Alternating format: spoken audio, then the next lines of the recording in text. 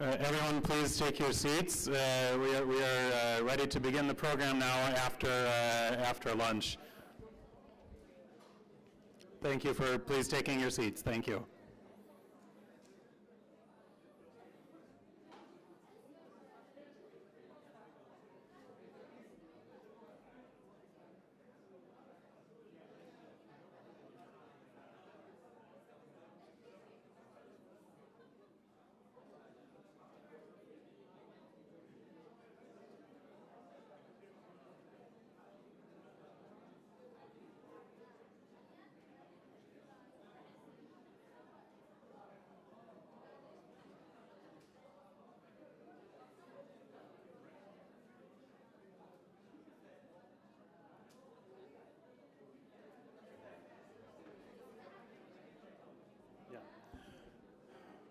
Okay, everyone, I hope you enjoyed your lunches. We're beginning the program now for the afternoon.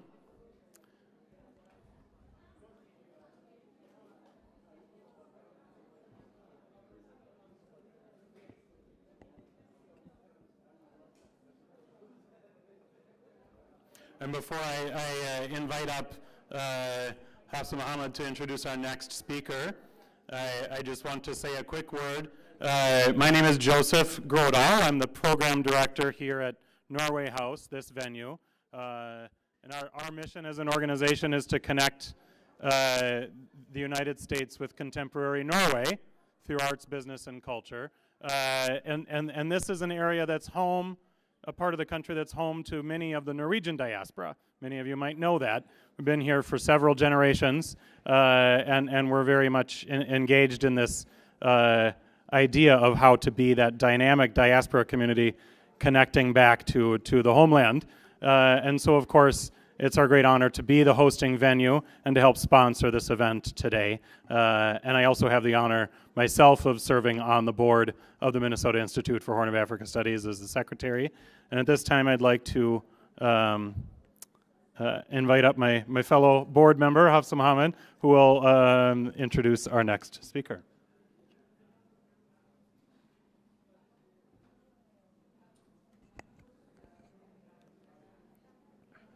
Good afternoon, everyone. I hope everyone enjoyed their lunch. Sorry about starting a little later than expected. Ladies and gentlemen, esteemed colleagues and distinguished guests, it is with great pleasure that I introduce you to Dr. Nisha Botchway, the esteemed Dean of Humphrey School of Public Affairs. Dr. Botchway brings with her a wealth of expertise and profound commitment to public service and urban planning.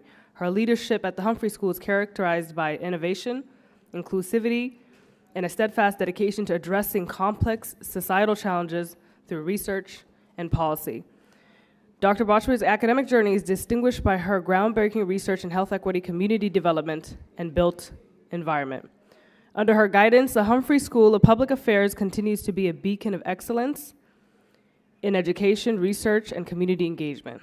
Dr. Botchway's vision for the future underscores the importance of collaboration, innovation, and deep-seated commitment to improving the lives of people globally and here in Minnesota. Please join me in welcoming Dr. Nisha Botchway, a visionary leader and catalyst for positive change in public affairs.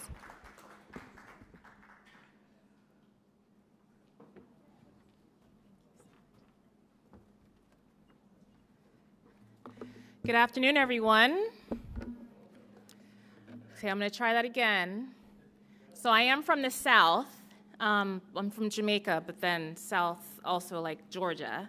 And we do the call and response. And I know we know the call and response. So I'm going to try it again. Good afternoon, everyone. Wonderful. It is a pleasure to join you here on this important event hosted by the Minnesota Institute of Horn of Africa Studies and the Women of the Horn. This afternoon, I am just going to share a little bit of a reflection and hope to tie together some ideas about what we're doing at the Humphrey School that I think would interest this esteemed audience. So this morning, as the sun began to peak over the horizon, I found myself in my kitchen, repotting 2 plants. The first one was robust and really well established. It was easy to get out of the pot, because it had some space still in it. It hadn't fully overgrown the pot. The second one was different. It was young, it was delicate, and it had overgrown that pot. And many of you who plant, how many of you plant and get dirt under your fingernails? So just a few, I know more of you plant. Yes. The roots grew into the plastic. And so I had to take care in pulling them out and taking the plastic out so I could connect and repot that plant into a larger vessel. The process reminded me of the stories that my husband would share about working in the pre-dawn hours in the fields just outside the Asafo village in Ghana, alongside his cousins. His father, Kwesi Bochwe, who grew up there in the Asafo village, later served as Ghana's finance minister for 13 years under Jerry Rawlings.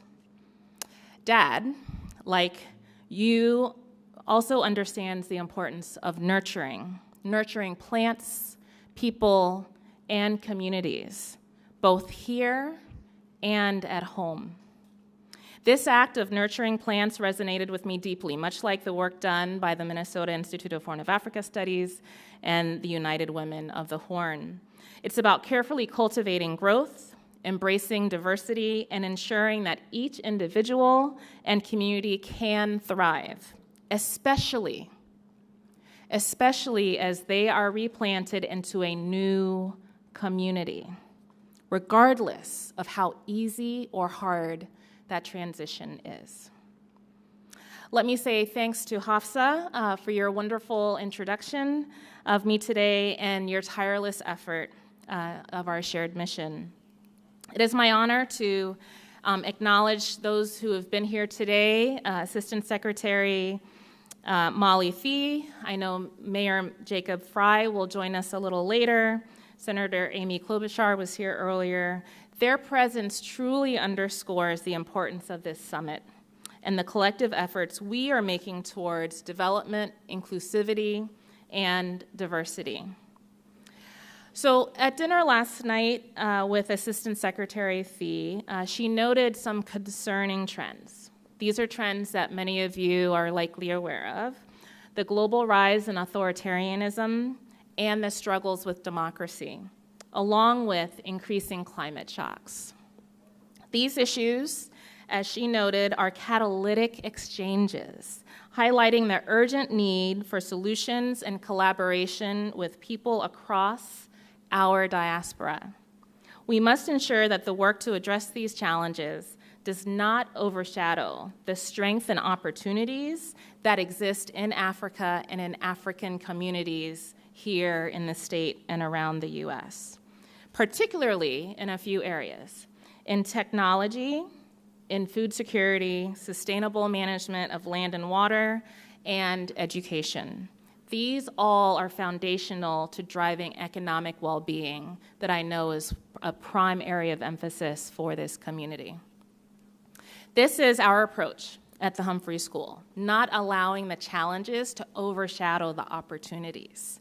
Problem solving while also celebrating the advancements we achieve together. Our commitment to these values is at the heart of every single thing we do at the Humphrey School.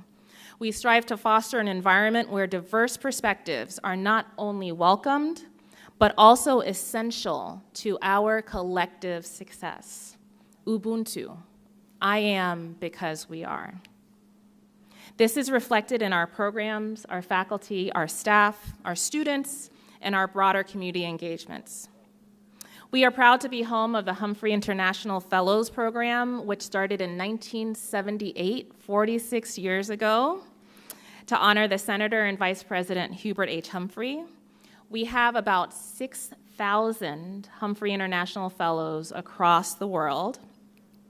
Around 200 are in the Horn of Africa alone. And this program exemplifies our dedication to cultivating global leaders committed to development, human rights, and social justice, all areas that we too are committed to. Our Master of Development Practice program prepares young professionals for careers in sustainable development, addressing global and local challenges with a blend of theory and practice. Students engage with real-world issues that exist here and across the water, like poverty, social and environmental justice, climate change, and gaining skills to make meaningful worldwide contributions. Similarly, our Master of Human Rights program empowers students to tackle global rights challenges through research, policy analysis, and advocacy. The MHR program provides a strong foundation in human rights approaches and field experience supporting emerging leaders in creating innovative solutions. I'd like to share just a story about two of our alum, two you may be familiar with. The first is Joy Musimi, an MHR alum from Kenya. She pursued her human rights work practicing law and volunteering for NGOs. During her time at our school, she completed internships at the ACLU of Minnesota and Alight, focusing on immigrant and reproductive rights and assisting displaced people. These internships complemented her coursework and solidified her commitment to working with refugees and unprotected minors. Another inspiring story is that of Hortense Minishi. Hortense, an MHR alum from Kenya as well. She practiced law supporting refugees and migrants in sub-Saharan Africa and pursued her dream of solving the root causes of international conflict at the Humphrey School. Now, Hortense not only interned with Advocates for Human Rights, but she also interned in Geneva at the UN Human Commissioner with the UN Human Commissioner for Human Rights, providing invaluable practical experience and brought her closer to her dream to become a UN diplomat. These stories exemplify the intersection of academic excellence, practical experience, and just the hard work that exemplifies and defines the Humphrey School. So beyond these individual achievements, the collective contributions of the East African diaspora have profoundly enriched the University of Minnesota and the state at large. Your cultural richness, intellectual prowess, and community leadership have significantly enhanced our academic environment and societal fabric. Whether through research, entrepreneurship, community service, or cultural initiatives, the East African community has continually demonstrated its vital role in shaping a more inclusive and dynamic Minnesota. Today's gathering underscores the importance of collectivity, promoting the well-being of this very community, both here and in East Africa. It is a testament to the power of unity, dialogue, and collaboration in addressing the challenges we face and seizing those opportunities, not just focusing on the challenges that are before us. And so by coming together, we create a more robust, inclusive, and sustainable community. At the Humphrey School, we are a part of this mission, of your mission. We are committed to providing the tools, knowledge, and support needed to empower you leaders from all backgrounds to create positive change. Our work is enriched by diverse voices and experiences of your community. And so as I close, I'm reminded of a quote by our namesake, really an idea that sparks inspiration for me, and I hope it does for you. Vice President Humphrey said, "The moral test of government is how that government treats those who are in the dawn of life, the children, those who are in the twilight of life, the elderly, and those who are in the shadows of life, the sick, the needy, and the handicapped." How do we rate on that moral test? And how do we support our governments so they truly can address the dawn, the twilight, and those who are in the shadows? Just as the young plant I repotted this morning needed careful attention and a new environment to thrive, so do our communities benefit from being transplanted into new, nurturing environments. Here in Minnesota, we have found fertile ground for growth where we're able to maintain our deep connections to the Horn of Africa. Together, we thrive and contribute to a more inclusive and prosperous future. Thank you all for being here today, for your ongoing contributions to our shared goals. Let us continue to work together to build bridges, create opportunities, and foster community where everyone can flourish. Thank you.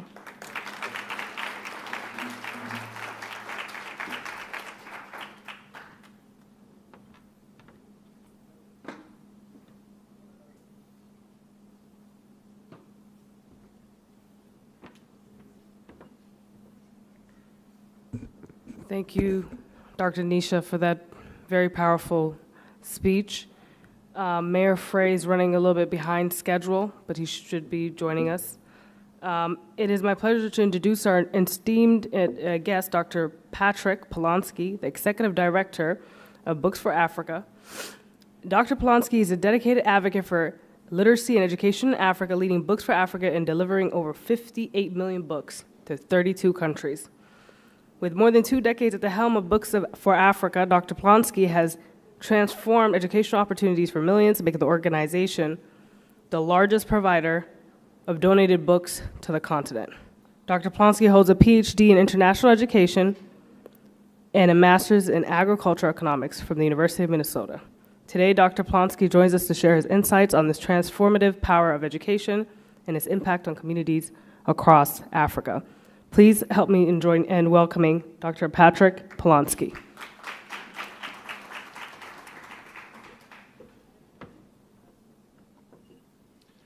Thank you so much. It's my honor to be here for this 2024 East Africa Leadership Summit, sponsored by the Minnesota Institute of Horn of Africa Studies. So thank you for this tremendous opportunity, and thank you to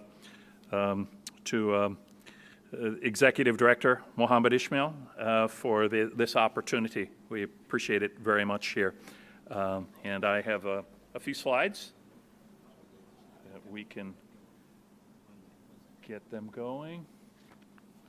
So while we're waiting for the PowerPoint to load up, I can just tell you that Books for Africa is the world's largest shipper of books to the African continent. We have sent over 60 million books now, and we sent books to every single country in Africa. So that's all of the countries in East Africa and all of the countries everywhere in Africa. So there are 55 countries in Africa, and we have shipped books to every single one of them, over 60 million books and over 5 million digital books as well. And so the reason this has happened, as much as I would like to take credit for it, is because of the African diaspora. People like yourselves here in this room, the supporters and diaspora from those African countries who make those connections to tell us where the books should go and who actually do the distribution in Africa. We don't have any staff in Africa, so the books are all distributed by Africans.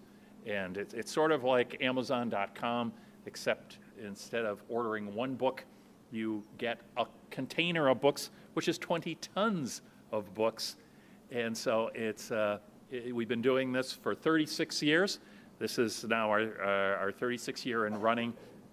And we have had the opportunity to work with numerous members of the African Diplomatic Corps, including just most recently we had the ambassador from Rwanda here and hosted a reception in Washington, D.C., where we had representatives of 13 African countries representing. So this is our warehouse in Atlanta, Georgia. We are based here in St. Paul, Minnesota, and we collect books, and many of the board members live here. About half of our board members are members of the African diaspora. That's what makes Books for Africa strong, keeps it going. But then there's this. This operation is in Atlanta, Georgia. It is a warehouse about the size of a football field, and that's where all the books are collected, sorted, and distributed, about 10,000 volunteers a year. And this shows just from the very small beginnings. Some of you here are working with small organizations, NGOs. We started that way, sending, first delivery was like a bag of books. This past year we sent 4 million books. So it's all about getting the connections, and the connections with everyone. African diaspora, Rotary clubs, family foundations, everyone working together, because everyone can play a role. We can't all play the same role because that's not where our strengths are, but we can play roles. We have different roles to play, and I think if we all do what we do best, good things happen. So some of you may recognize some of these countries here.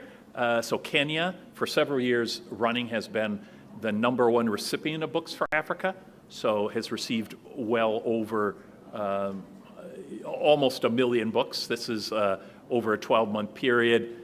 So you see there also Ethiopia receiving 280,000 books. That's just in one year.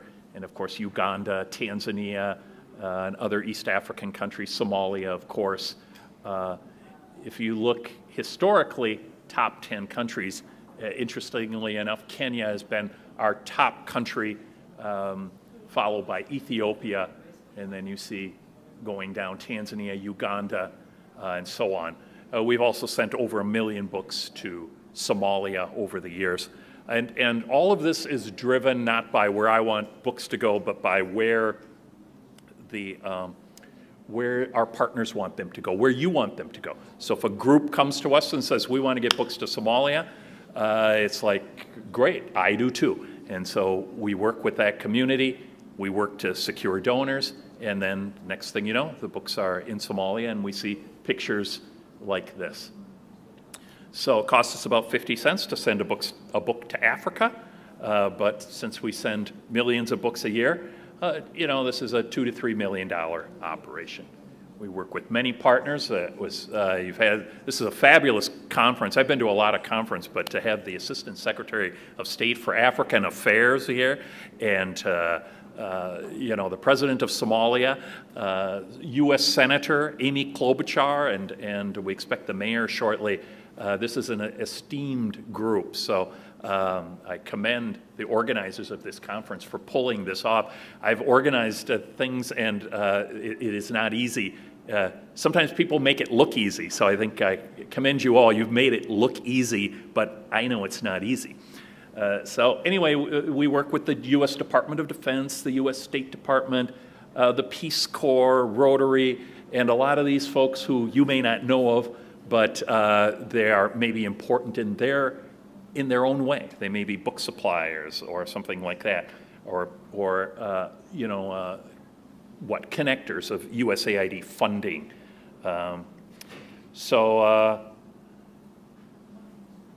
Some special initiatives that we have. We send books, French language books. We send local language books. We've custom printed books in Somali and sent them to Somalia across the country from all 5 points of the star. Those are some books that were put together by the Minnesota Humanities Commission. They were bilingual, Somali and English, and Somali folk tales. We've done other books in local languages in Amharic and Oromo, and a few other languages, Kiswahili and Malagasy. So that's an important thing. Obviously, most of the books we send are in English because that's what we have, and that's so much in demand. But if there's ways we can get books in French or Portuguese or local languages, we do that as well. We have a medical book program run by Merck. We send a lot of law and human rights books funded by Thomson Reuters. An agricultural program, girls empowerment collections, very important for encouraging women and girls to be all they can be. And of course, we work with key initiatives like the Mandela Fellows, who will be at our warehouse party next month. There's little cards out there. Our warehouse party, free and open to the public, and we're happy to host the Mandela Fellows along with a number of other organizations, including, I know, the Humphrey Institute is going to is running that program, frankly, and does a great job. You recognize our good friend with Afro Deli here, Kahin, I believe from Djibouti, Somali from Djibouti, and he's holding one of our Somali language books there. It's just showcasing our local language content. So, and last but not least, feedback and evaluation. You know, getting feedback from the people you're serving is important, and a lot of times that's people from the countries that we serve. So talking to people like yourselves is the way to get that done. What do you think of these books? Are these books any good at all? If we did it, what could we do to make it better?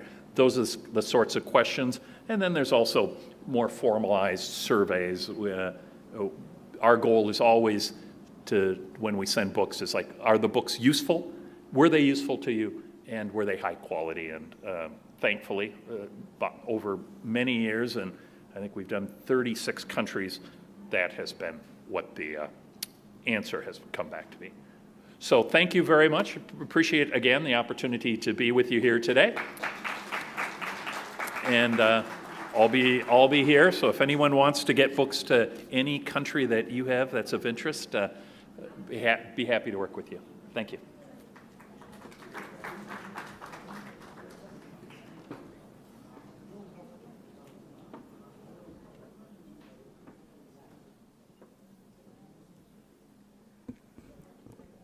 Thank you.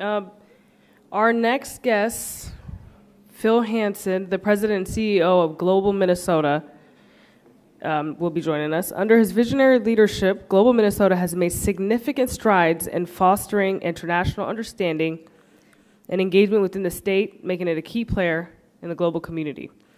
Since joining Global Minnesota, Phil Hansen has been instrumental in expanding the organization's reach and influence. His leadership focuses on promoting global education, cultural exchange, and international partnerships.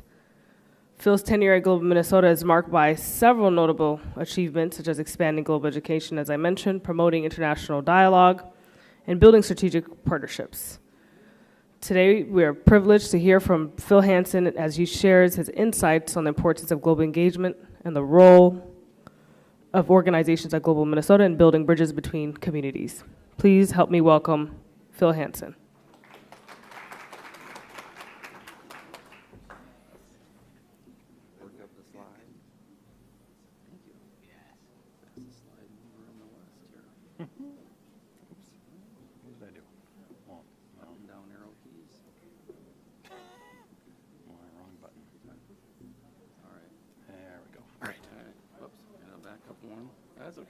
That's okay. We'll go backwards. All right. Are we all set? Oh, that's better. Thank you. Well, good afternoon, everyone. I'm so pleased to have an opportunity to speak to you all today and be a part of the program.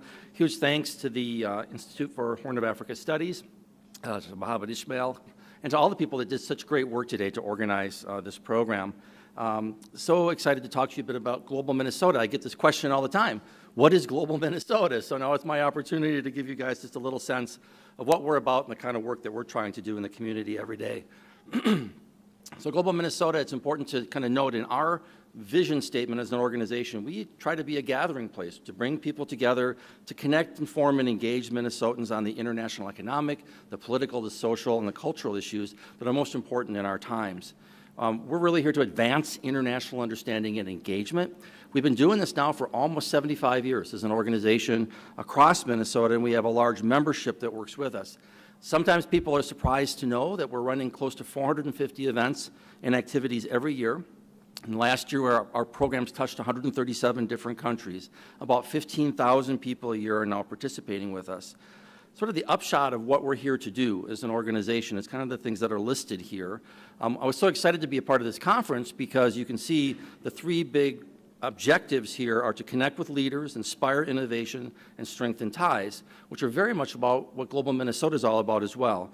Our effort is to build international relationships, and through building international relationships, create more opportunity for people, to enhance economic opportunity, which increases prosperity in our state, to promote cultural exchange, which increases understanding amongst people, to advance global sustainability practices as we all try to combat climate change, To enhance Minnesota's global reputation, we want to make sure that people are attracted to Minnesota and want to come here from around the world and participate with us.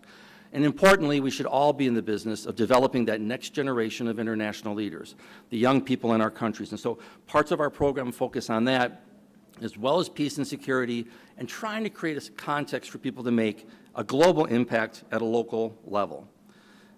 We do this through a lot of different things, but one of the biggest things Global Minnesota does is bring from around the world people from different countries to help us understand their best practices. We're very much about an exchange in Global Minnesota. It's not just people coming here and learning from us. It's to bring people from around the world so we can learn together. We can learn from them new techniques, new ideas, whether it's on sustainability, on green initiatives, on urban planning, whether it's on innovative infrastructure or public health strategies. We create the context and the opportunity for people to exchange, work together, and get to learn from one another. We do this in a lot of different ways. We work very closely with the United States State Department. Around the world, through our embassies, the State Department identifies people for professional exchange experiences in the United States. They put them together into groups, and then they say out to places like Minnesota, if they came to Minnesota, what would you do with this delegation if they were coming here? And then we create the customized itinerary for them while they're here. They get a chance to engage with Minnesota.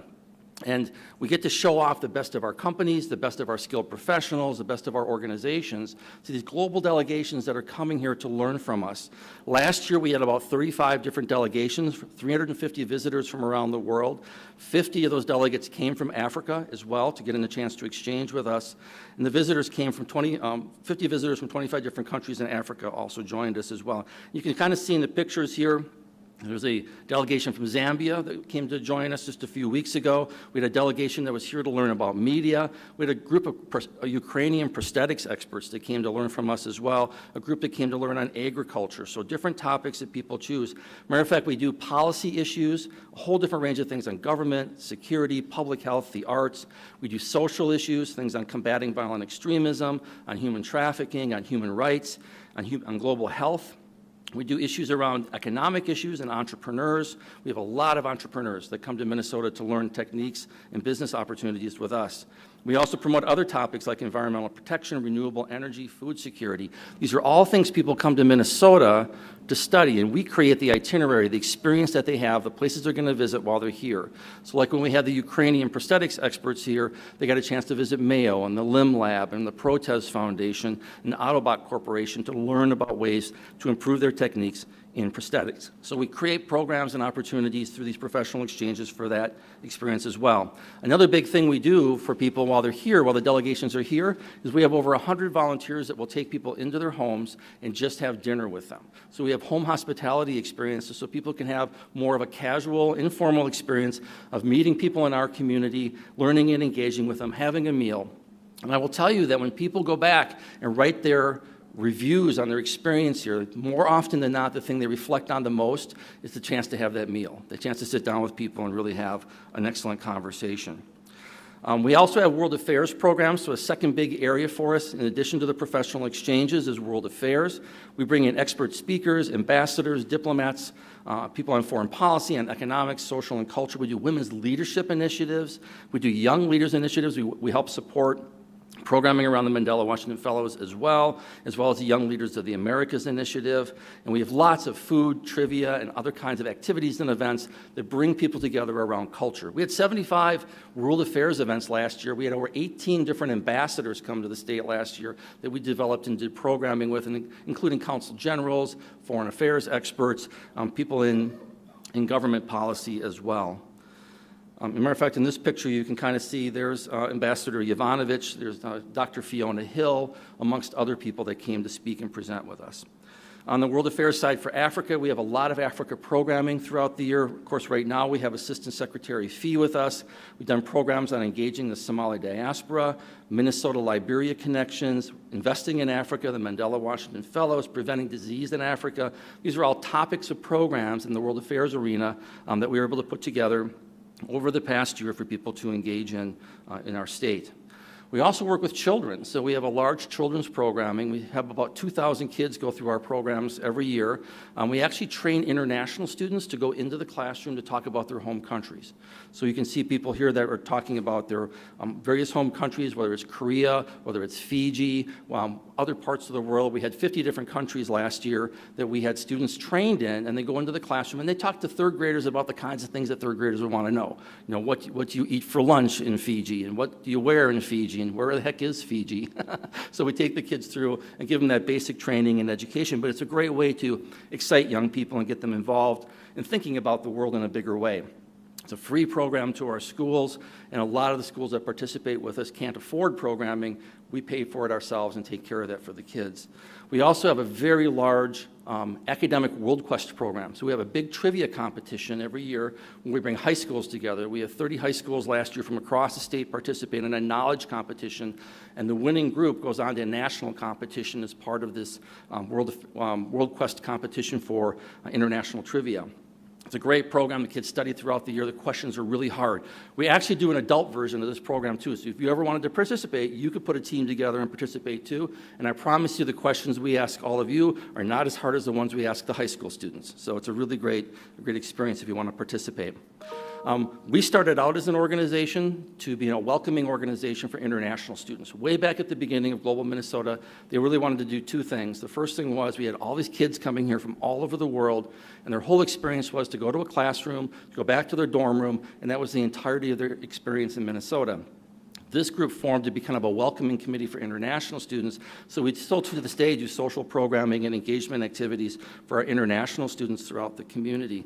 The other big thing the founders of our organization really wanted people to be able to do was to understand the idea that diplomacy is not just the purview of the professional diplomat, that we all have a role to play in diplomacy around the world. Everyone in this room has a chance to be a part of that diplomacy to the world, and we're all trying to help foster spaces and places and opportunities for people to exercise that opportunity.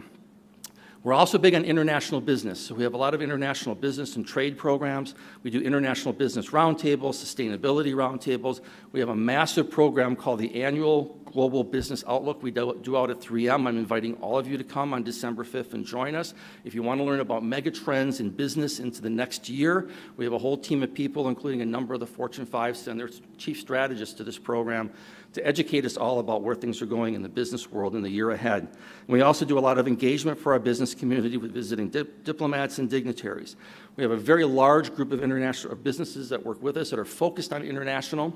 You can see some of the businesses here that help and engage with us to engage people from around the world to better understand opportunities for business throughout the state of Minnesota and with our major corporations. And finally, we have a lot of partners that help us get the work done every day. We are very much a high partnering organization, so we're constantly collaborating, we're bringing people together. It's rare that we're partnering with Mohammed and Ishmael and the team here. All the programming that we do is almost always in partnership, taking two things, putting it together, and making a bigger impact on everyone. And we try to make that happen through all these groups and lots of other partners that get to work with us throughout the year. So we're a busy organization. We have a lot going on. It's a very exciting and dynamic organization. If you have ideas for us on things you'd like to see us do in international business, things you'd like to see us do on certain countries, certain topics, if there's things you'd like to see us bring to the community in terms of programming, you're always welcome to recommend that to us. And we try to make sure we tune our programming to the needs of Minnesotans and what they're looking for right now. It is so terrific to get a chance to work with all of you. The diaspora here have been phenomenal partners with us over the years in delivering programming and helping our communities get more engaged and more connected to Africa and to the rest of the world. And we're super thankful to all of you to be a part of that with us and to have these opportunities that we have together. That's my program. Thanks, everybody. We appreciate the chance to be here.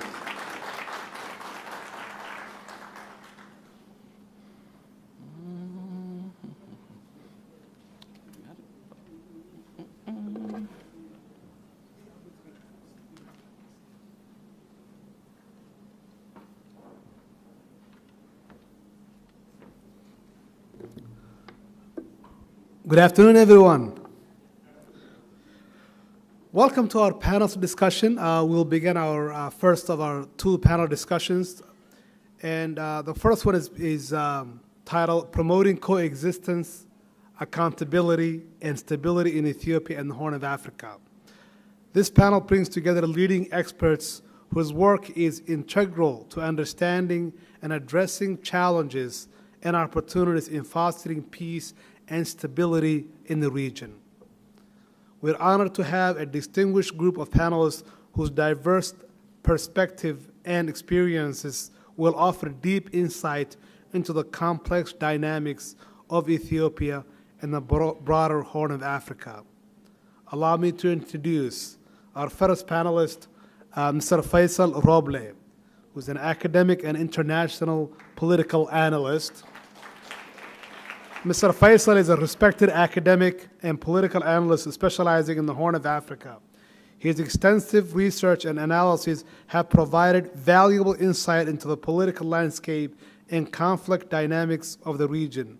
With a focus on international relations and regional politics, Mr. Roble's expertise will help us understand the broader geopolitical context and its implications for promoting coexistence and stability.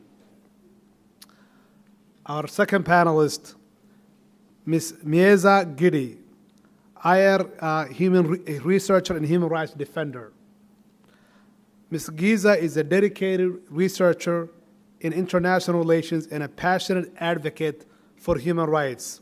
Her work focuses on documenting human rights violations and advocating for justice and accountability, specifically in the Tigray region of Ethiopia. Mrs. Gidi's perspective on the intersection of human rights and international relations will be crucial in exploring strategies for promoting accountability and protecting human rights. Our third panelist, Mr. Bekele Gerba, academic and Oromo activist. Mr. Bekele is a prominent academic, former English professor at Addis Ababa University, and a dedicated Oromo activist. As a leader of the Oromo Federalist Congress, he has been at the forefront of advocating for the rights of the Oromo people and promoting non-violent resistance. Despite facing multiple imprisonment for his activism, Mr. Gerba remains committed to a peaceful struggle and human rights advocacy. Our fourth panelist, Ms. Mieza Mohammed, journalist and Amhara and human rights activist. Ms. Mieza Mohammed is a renowned journalist and human rights activist with a focus on the Amhara community. Her work in reporting human rights violations and issues and advocating for justice has made her a prominent figure in the struggle for accountability, transparency, and accountability. Ms. Mohammed's contribution will shed light on the role of the media and activism in promoting human rights and holding power to accountable. Our panelists will bring a wealth of knowledge and on-the-ground experience that will provide peace, coexistence, stability in Ethiopia and the Horn of Africa. The panelists will be moderated by Sana Jinjimo, the co-founder of the Women of the Horn and one of the key organizers of this summit. Please join me in welcoming this esteemed panelist. Thank you very much.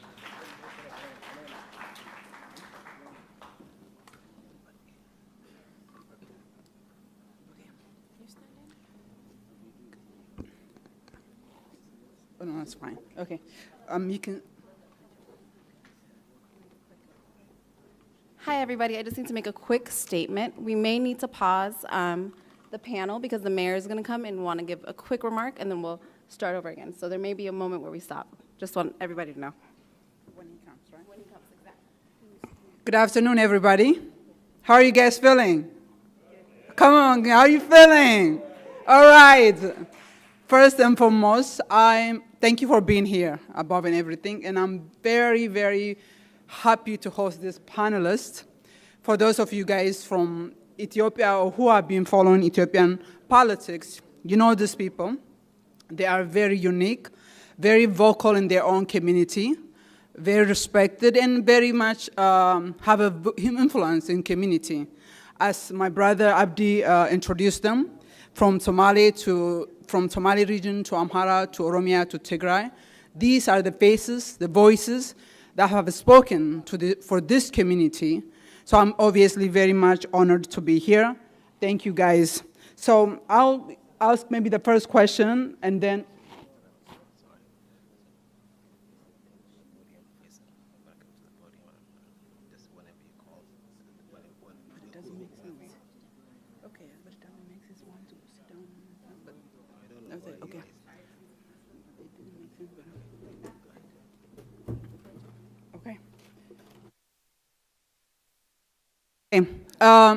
so for those of you guys who want to speak, get up and speak, that's fine. For those of you guys, since you have a mic, you want to sit down and speak, that's also fine. Okay, I'm obviously, as I say, I was honored to be, have the opportunity to moderate this conversation as myself being an activist speaking on the Oromo community. So my first question is very simple, just to open up, that you guys can talk, take 3 to 5 minutes maximum, and then I'll open up a question for you guys to ask a question. As an Oromo activist for the last 20 years, we've been speaking in our own chamber exclusively to Oromo community. I would say the same thing to Tigrayan, probably much less the Amhara and the Somali community. But this is a rare opportunity that we have such a distinguished guest or esteemed speakers to be here this afternoon. Okay, so my first question is for Faisal, since you are the first one. As an academician and political analyst, how do you perceive the ongoing situation in Ethiopia at large, Somalia region in particular, and also, as you know, there are ongoing conflict in many parts of the country, especially in a border area between Amhara and Oromia, between Amhara and Tigray, Somalia and Afar, just to name a few. How do you see this play out both in a short term and long term? And additionally, there are potential short and long-term solutions that you think you can recommend for Ethiopia to move forward. I know it's a big question, but whatever you feel comfortable, Faisal, you can come. Can you hear me? No. Yeah. Yes. So thank you for the expansive question. Actually, in order to answer that question, I want to just highlight some issues about Ethiopia. As someone said this morning, the name Ethiopia is very new in the political lexicon. It was Abyssinia after the Second World War when the United States became the undisputed power. It took over what Great Britain used to have, which is to really rule the world. And with that, the US wanted to remap the world, particularly Horn of Africa, simply because the Red Sea, which is now very important in the international arena, was at the time on the focus of the United States of America. So the US wanted to establish its #1 electronic messaging station in Asmara, Massawa, Eritrea. With that, there has to be some exchange. For the US to get part of the Red Sea, it had to do something for the king of Ethiopia at the time, Haile Selassie. That was to send some of the Somaliland at the time to the emperor and give what was called the Haud and Reserve area, which is now the Ogaden, which is now Region 5, largely to Ethiopia. Why am I mentioning this? I think simply because, one, for Americans, we need to know who created the current existing geographic expression of the Horn of Africa, and that's the United States. Today, the United States is very active. The Red Sea is again coming back to play in the world politics. What is the role of the US? We have to watch. Having said that, I think I wrote an article not too long ago for the Addis Standard, which is the main newspaper and magazine for Ethiopia. And I said in that article, the decaying central power of Ethiopia. I'm not considering what's happening now in Ethiopia as a temporary political issue or problem. In a way, it's a decaying of the imperial structure that America left behind in the Second World War. can that decaying be rescued? That's the whole debate. That's the whole issue. The current symbolic issue that we see today in Ethiopia, the looming large of civil war, the ethnic clashes, the emergence of an autocratic rule in the center, the very fact that the Amhara Christian Tigray coalition that really inherited the Ethiopian empire is no longer comfortable with each other. They parted company. Now the Oromo, as the largest group in Ethiopia, is also asserting its power. All those factors are really playing in the scene, in the theater. So it's not simply a political crisis, it's a restructuring of the Ethiopian state, whether that restructuring would come out with a more democratic system or really swallow and destroy the Ethiopia that you guys have known for a long time. No one can tell at this point in time. What we can say is that the current autocratic system is not helping.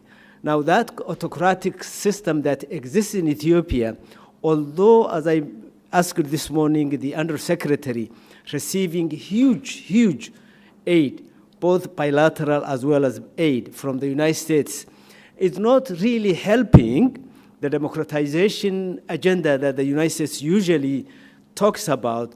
As a matter of fact, we are inadvertently empowering and accentuating one of the cruelest autocratic rulers in the continent.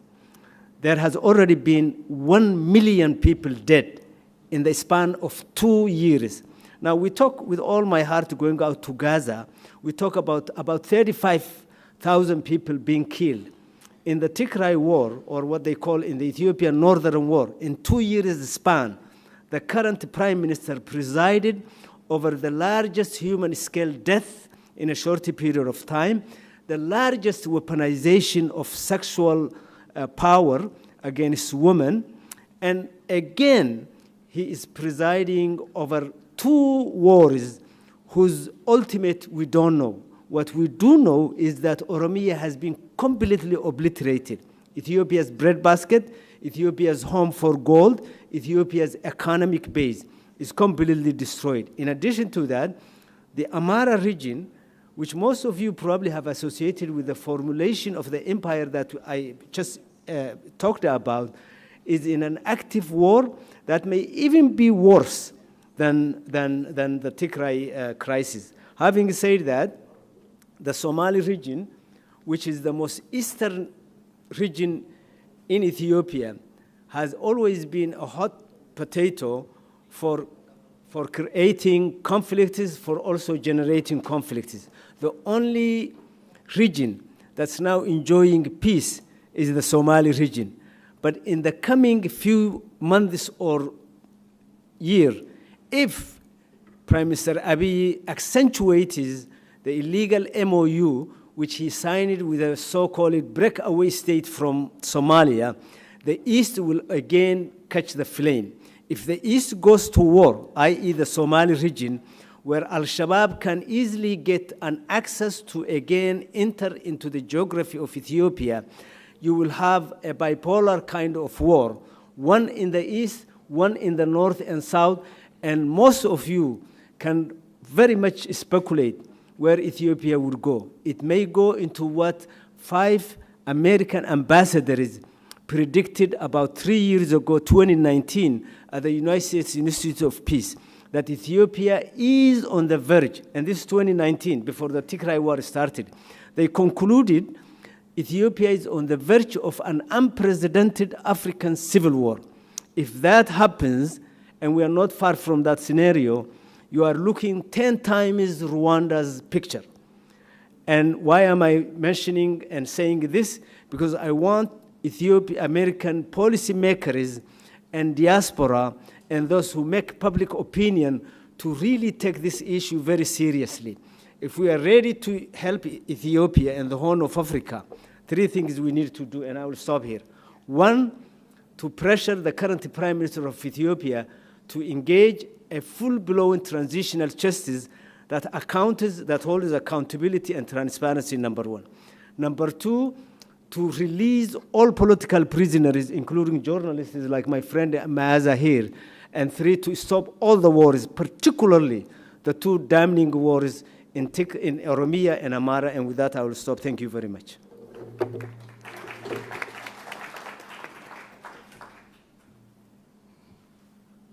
Sorry to interrupt the panel. We'll jump right back into it. I would like to share a quick brief of our next guest, who is very kind enough to take time out of his busy schedule to join us. Our next guest has been at the helm of Minneapolis politics since his election in 2017. With the re-election in 2021, Mayor Jacob Frey of Minneapolis, serving as the 48th mayor of this vibrant city, Mayor Frey's leadership is distinguished by his unwavering commitment to inclusivity, progressive policymaking, and community engagement. Born and raised in Virginia, Mayor Frey moved to Minneapolis after earning his degrees from College of William and Mary and Villanova University School of Law. His career began as a civil rights attorney and community organizer, where he focused on advocating for fair housing and the rights of low-income individuals. Mayor Frey has also been a central figure in guiding Minneapolis through pivotal movements, particularly following the tragic death of George Floyd in 2020. Beyond his policy achievements and many other achievements, Mayor Frey is known for his accessibility and dedication to engaging directly with the community, such as today at the East African Leadership Summit. Today we are fortunate to hear from Mayor Frey as he shares his insights on urban leadership, community resilience, and the future of Minneapolis. Please join me in welcoming the Mayor of Minneapolis, Mayor Jacob Frey.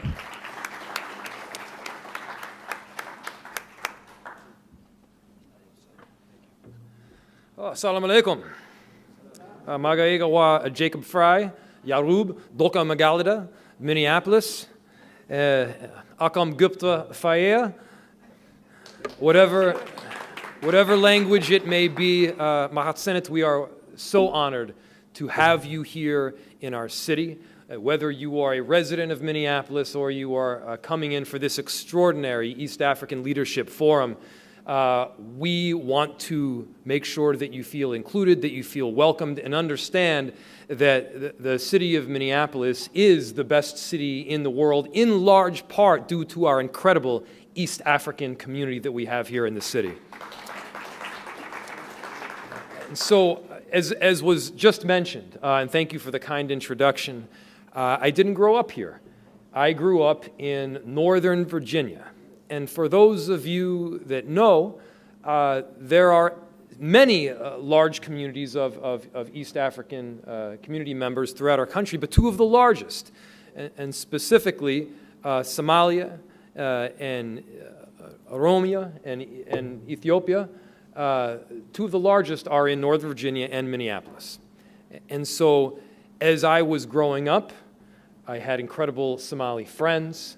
As I moved out to Minneapolis, I felt right at home because I had that tight-knit community that when I knew very few other people had minimal family or friends as I had just moved to a new city, I had an amazing East African community that made me feel right at home from the very beginning. And, you know, I think back, and some of the most important lessons that I've ever learned in my life came directly from the East African diaspora in the United States. I remember before I was a politician, before I was a lawyer, before I was working at all in any form, I was a very serious distance runner. I was 10 years old, and I cared deeply about running. And so I used to take the bus down to George Mason University on 123 to run with the George Mason track and field team. And anybody have any idea of the incredible Somali runner, multiple runners, but one in particular that used to run for George Mason University? Abdi Bile. Abdi Bile was not only a kind of neighbor of mine, not only was he the then world champion at the 1,500 meters, but he became almost a mentor, not in the sense that I actually knew him well, because I didn't. But I remember one instance in particular where I was running by George Mason University at a place called Burke Lake. And I remember seeing this tall, dark, lanky figure coming towards me.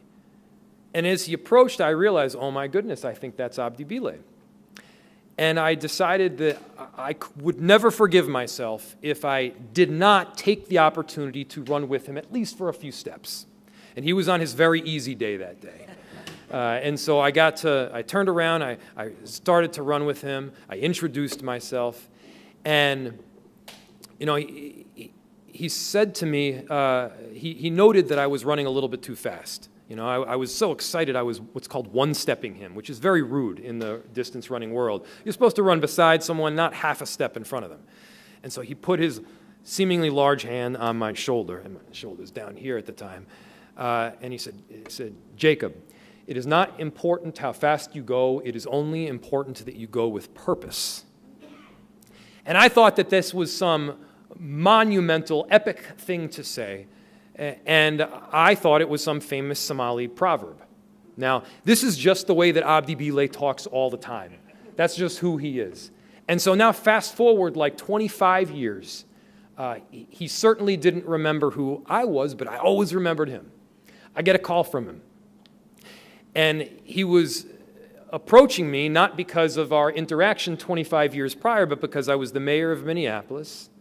And he saw an opportunity to create youth programs for runners and endurance sports out here in the city. And so I had the opportunity to go for a run with him in the beautiful city that I represent and talk about fostering care and the right mentality for young people, not just in the immediacy, but 5 and 15 and 20 years down the line. And so this was this beautiful full circle moment for me. We got to talk and we got to have the most extraordinary banter that you've ever heard, Fadi Kudere, and that banter led to a long-term friendship. And so this is just one example of many. But what I know is that our East African community here in Minneapolis is extraordinarily innovative. They're hardworking. They're entrepreneurial. Some of the best ideas that I have had as mayor are not my ideas at all. They have come from our East African community. That's right. And what I appreciate is this tenacity, this resilience, this grit that I have seen in our East African community, where they get up every single day and they pursue an endeavor. They run both literally and figuratively with passion, and they don't quit until they ultimately get to the goal in mind.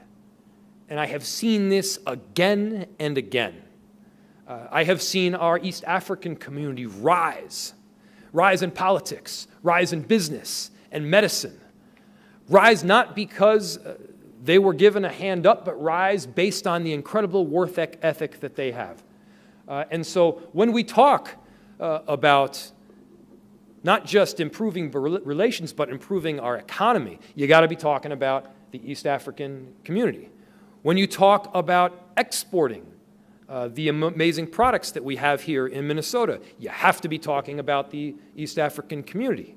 When you talk about the new entrepreneurs, by the way, many of them East African women, we have to be talking about our East African community. And as we talk about our next generation and the generation after and the long-term success for our city, we need to be talking about our East African community yet again. And so this is a community that I am proud to work with. I am proud to have mentors in this community, not just of me, but of my daughter, Frida, which, as I now understand, this was not on purpose, actually means something like clever girl in Somali. Am I right? Something close to that. And so I want to just express my gratitude to each and every one of you for the work that you do. This East African Leadership Forum is something so special for our city. It's something that I want to make sure that we continue for the long haul. And Mahat Senate, I'm proud to be here with all of you today. Thank you so much. Thank you.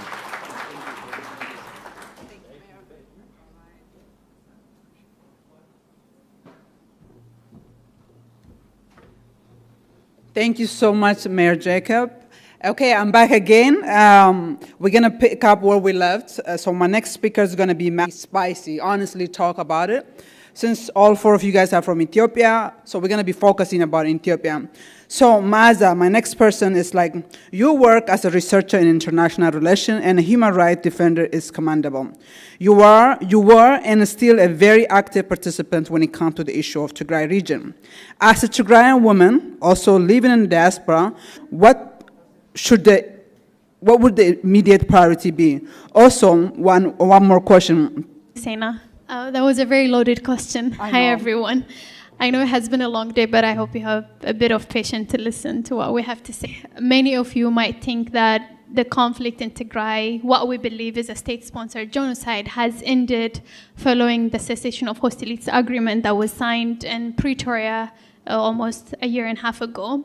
However, the fact remains that people on the ground continue to suffer. The only different thing now is that the suffering is not only limited to Tigray. It has been exported to other parts of the country, and the country as a whole is in chaos at the moment. Civilians left and right are suffering at the hands of a very dictatorial and genocidal regime that continues to occupy power at the federal state.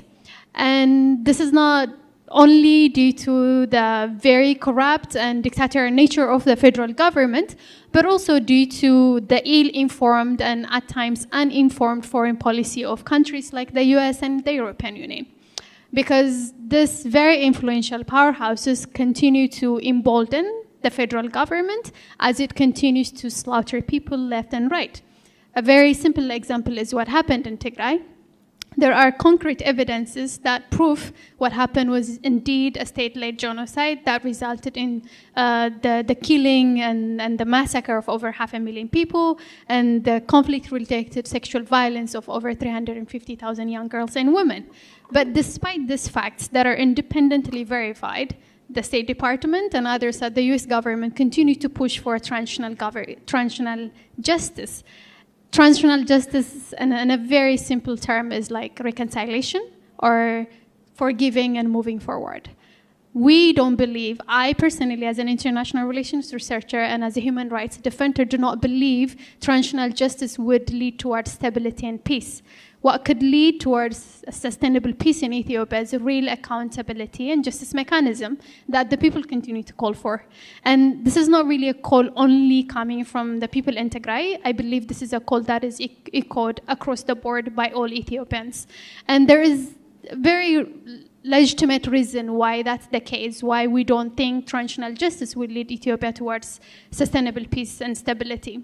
One, the federal government that controls all judiciary mechanisms in Ethiopia, including the Supreme Court, doesn't have the political will nor the commitment to render justice for the crimes it committed.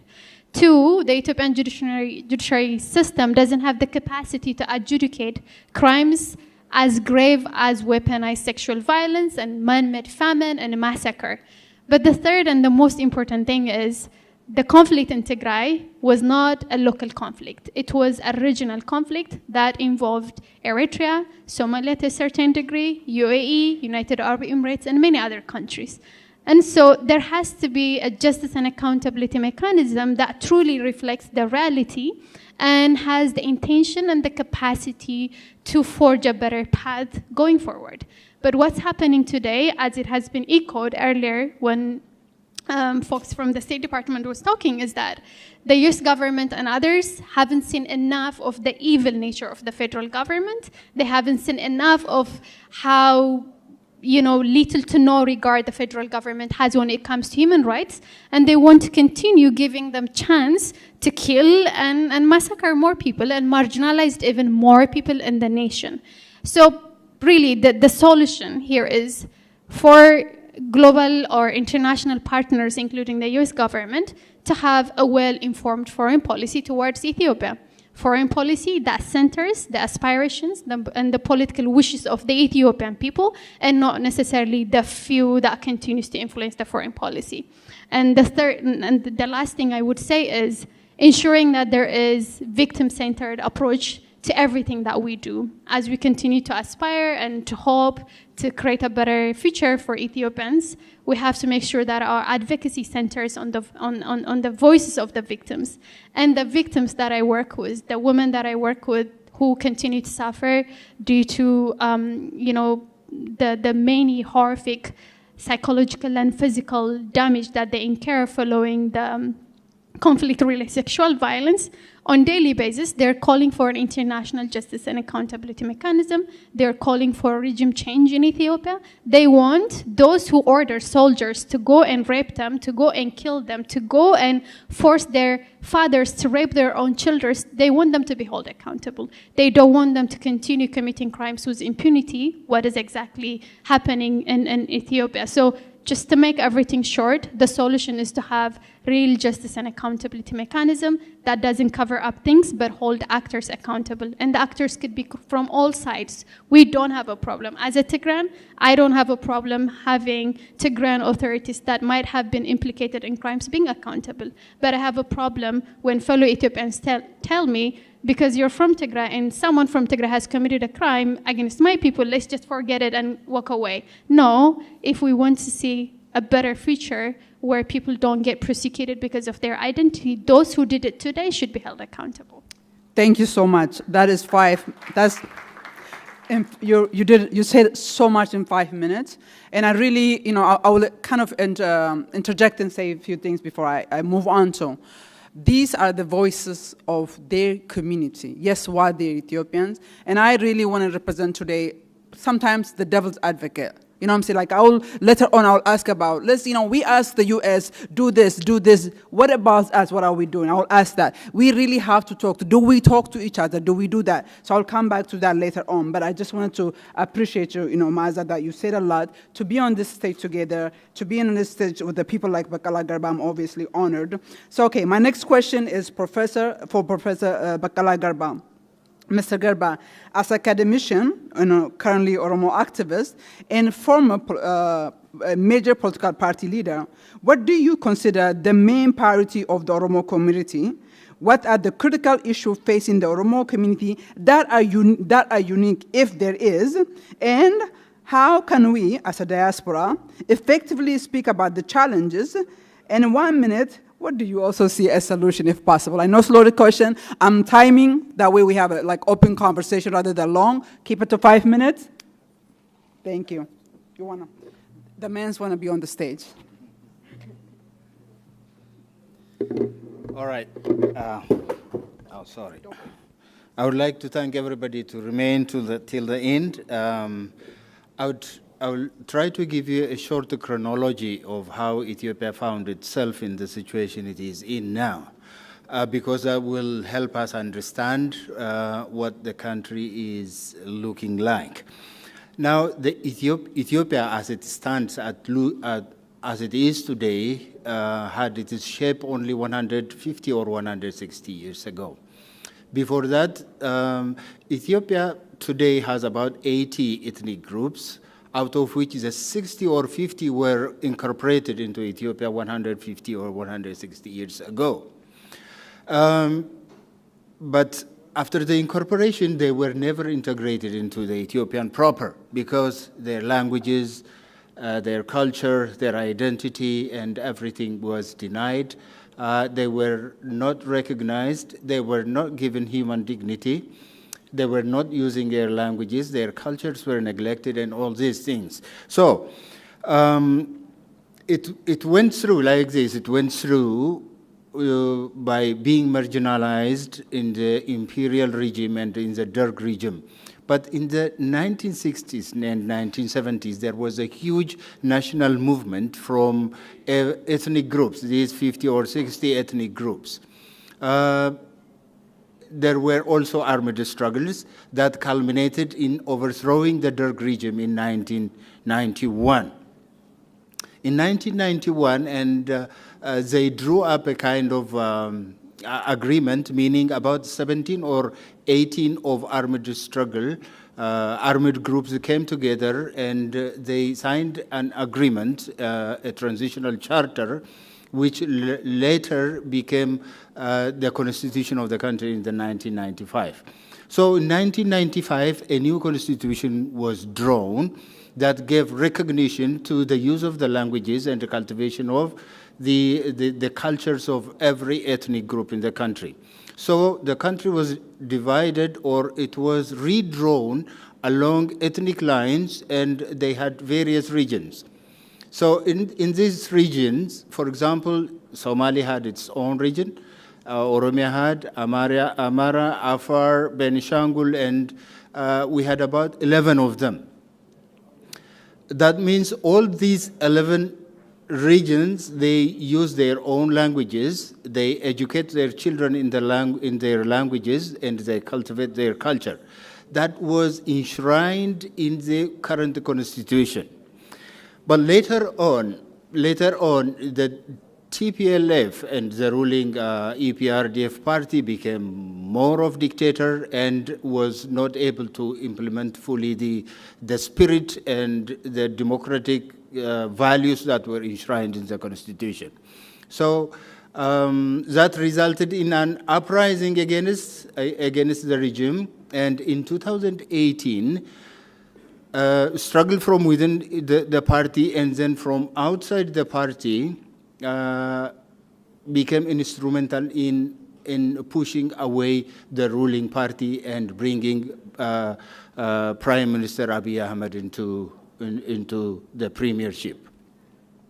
What happened in 1918 was, when Prime Minister Abiy came into power, there were two conflicting views. These conflicting views are, you know, there are some groups that thought that the old regime or the old ideology will come, in which the country was in great glory, and the country had great history, and the country had peace. Therefore, we are heading back to those old glorious days. Some people were dreaming like that. Many political parties who were outside of the country, who were in exile, thought that that regime will come back again. Therefore, by pushing aside the EPRDF or the TPLF regime, and then by the coming of the Abiy regime into power, that was their aspiration. On the other hand, the other ethnic parties were dreaming another thing. They thought that the federal system will be implemented fully, and then it is the right time now to self-governance in full, and then to use one's property in one's land, and then they were expecting the full implementation of the federal system. So these two ideologies clashed, and Prime Minister Abiy Ahmed and his colleagues, or the ruling party now, they were in the middle, meaning they know that these two ideas are too incompatible and at the same time irreconcilable ideologies. So, at first glance, the Abiy regime took the TPLF and other ethnic parties like the OLF and the ONLF, the prime targets that will challenge the authority of the Prime Minister and his colleagues. So they were targeted. The first one was TPLF. War was waged against TPLF. There was a huge propaganda campaign, both on OLF and TPLF, and then it resulted into a huge war. It resulted in huge war, like my friends said, about 1 million. You cannot believe. Many of you might not have heard this. Within 2 years, about 1 million people died in one single country. The country fought against its own people. 1 million people died, and several hundreds of thousands were evicted their places. So today, the situation in Ethiopia is so grave. Economically, the economy is on its knees. It has defaulted on its foreign debt. There are no direct foreign investments in the country today. Industries are being closed. There is a huge unemployment in the country. There is huge corruption. The cost of living is rising. Therefore, the country is in a very, very bad shape. So, politically, the same is true. But what can one do for this one? I would say only one thing. There are so many suggestions for that, but as to me, what seems feasible is going back to constitutionalism. You know, I heard on this stage from Undersecretary earlier, and I responded to that because she said, or according to her views, it was ethnic federalism didn't work. And I said ethnic federalism was not practiced. It is about self-rule. It's about human dignity. It's about accommodating diversity. It's about democracy and equality. It has never been implemented. Had it been implemented, these all problems we wouldn't have faced that. So let's go back to the constitutionality. Conduct free, fair elections, and then the West, including the United States, must help so that we head towards that.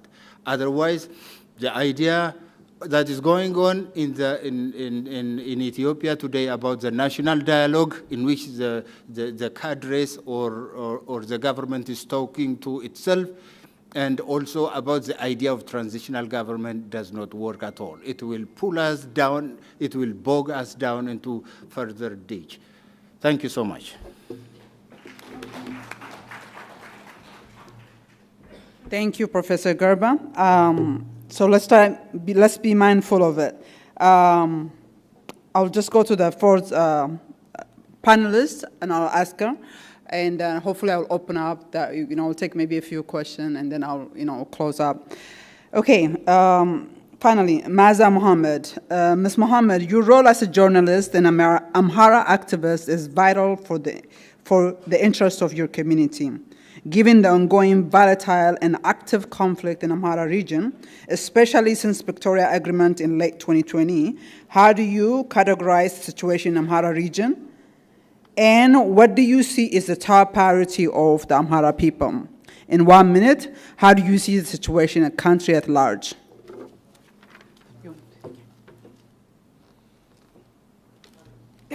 Thank you so much. It is hard to say it in 1 minute how to see the country at large. Yeah, anyway, the country at large, before I speak about the country at large, I have to speak what my people or what Amharas are in need right now. As you said, in Amhara region, there is an active war. There is a series of active war. Internets are shut down. There is no transportation. There is nothing in the region, and it is under state of emergency. Though the state of emergency is declared in Amhara region, but it works all over the country. That means all Amharas all over the country are profiled under state of emergency. All the true voices of Amhara journalists, even the House of People representatives are arrested. So what the Amhara people need right now is they have a question of survival. They're fighting for ensuring their survival. It's an ongoing war, it's an ongoing genocide happening in our region. So the thing that we are looking, the families, the community back home, they are looking for survival. We demand and we ask the world, to stand with the people who are fighting for their survival. But the situation as a whole in the country is, it's getting worse. My fellow friends were saying that from different perspectives, especially as you mentioned, Sena mentioned, especially after the Pretoria Agreement. During the Pretoria Agreement, the Amhara people, the Amhara activists and journalists, we've been asking that the Amhara people were not represented. During that negotiation or agreement, I know everybody except the Amhara people, everybody says you are represented by the federal government, but the people, the community, the Amhara people themselves, they say we're not represented. The federal government is killing, the federal government is massacring, the federal government is displacing Amharas instead of, representing us. But during the agreement between TPLF and Prosperity Party, The negotiators, they said you are represented. The people, we said we are not represented. And it opened another era for another war.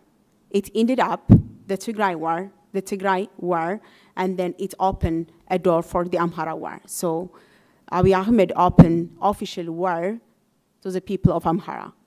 So that's the Pretoria Agreement that we gained from the Pretoria Agreement.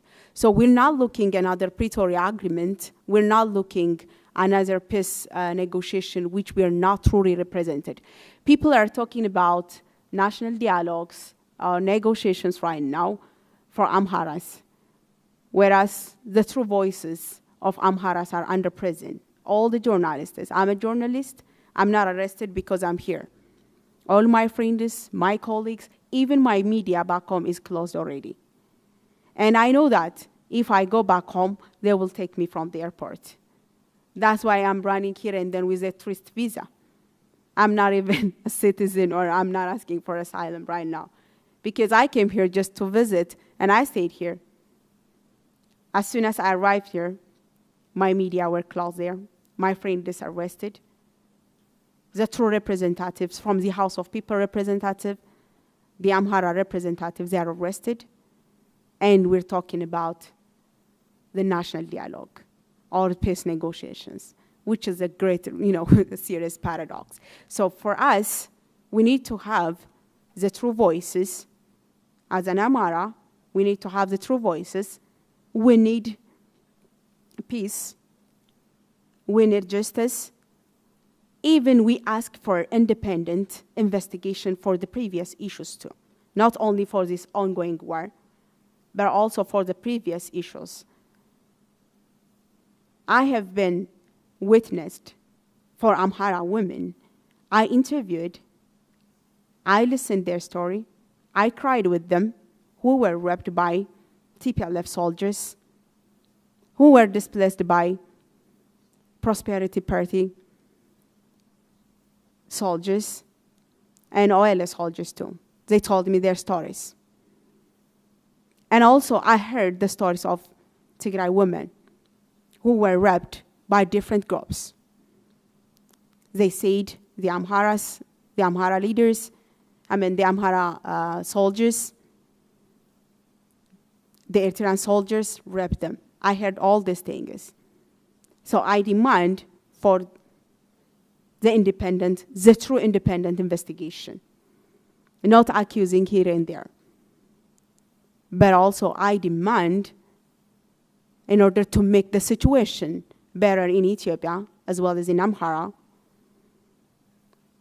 we need to stop the government, the Abiy Ahmed government, we need to stop the war on Amhara, the ongoing war. I'm not talking about the situation which is past. I'm talking about the ongoing war, the ongoing genocide, which is committed by the Ethiopian government. Unless and otherwise, all things will be, a joke for Amharas. Talking about peace negotiations, talking about national dialogue, talking about agreements like Pretoria and others, it is a joke. First, we need to survive. We need the world to stand to stop the ongoing war and genocide. Denying all these things and having Amharas with negotiations and national dialogues is unthinkable. So if you ask me, how do you see the situation? This is how I see it. Thank you. Thank you, Mazam. I'll take my papers. Okay, so I want to open up and take a question. What I do want to say is this. As you heard, each of from Faisal to Maaza to Professor Bakala to Maaza Mohammed, each of them represent different community. You heard what each of them talked about. We come from different background, from Ethiopia, majority of us. I want you guys to ask them hard questions. If you don't, I will. I'll take maybe 2 or 3 questions, and you can ask all of them. You can name particularly, their names, Faisal, Garba, to Maazas. Okay, you raise your hand, so I'll take you first.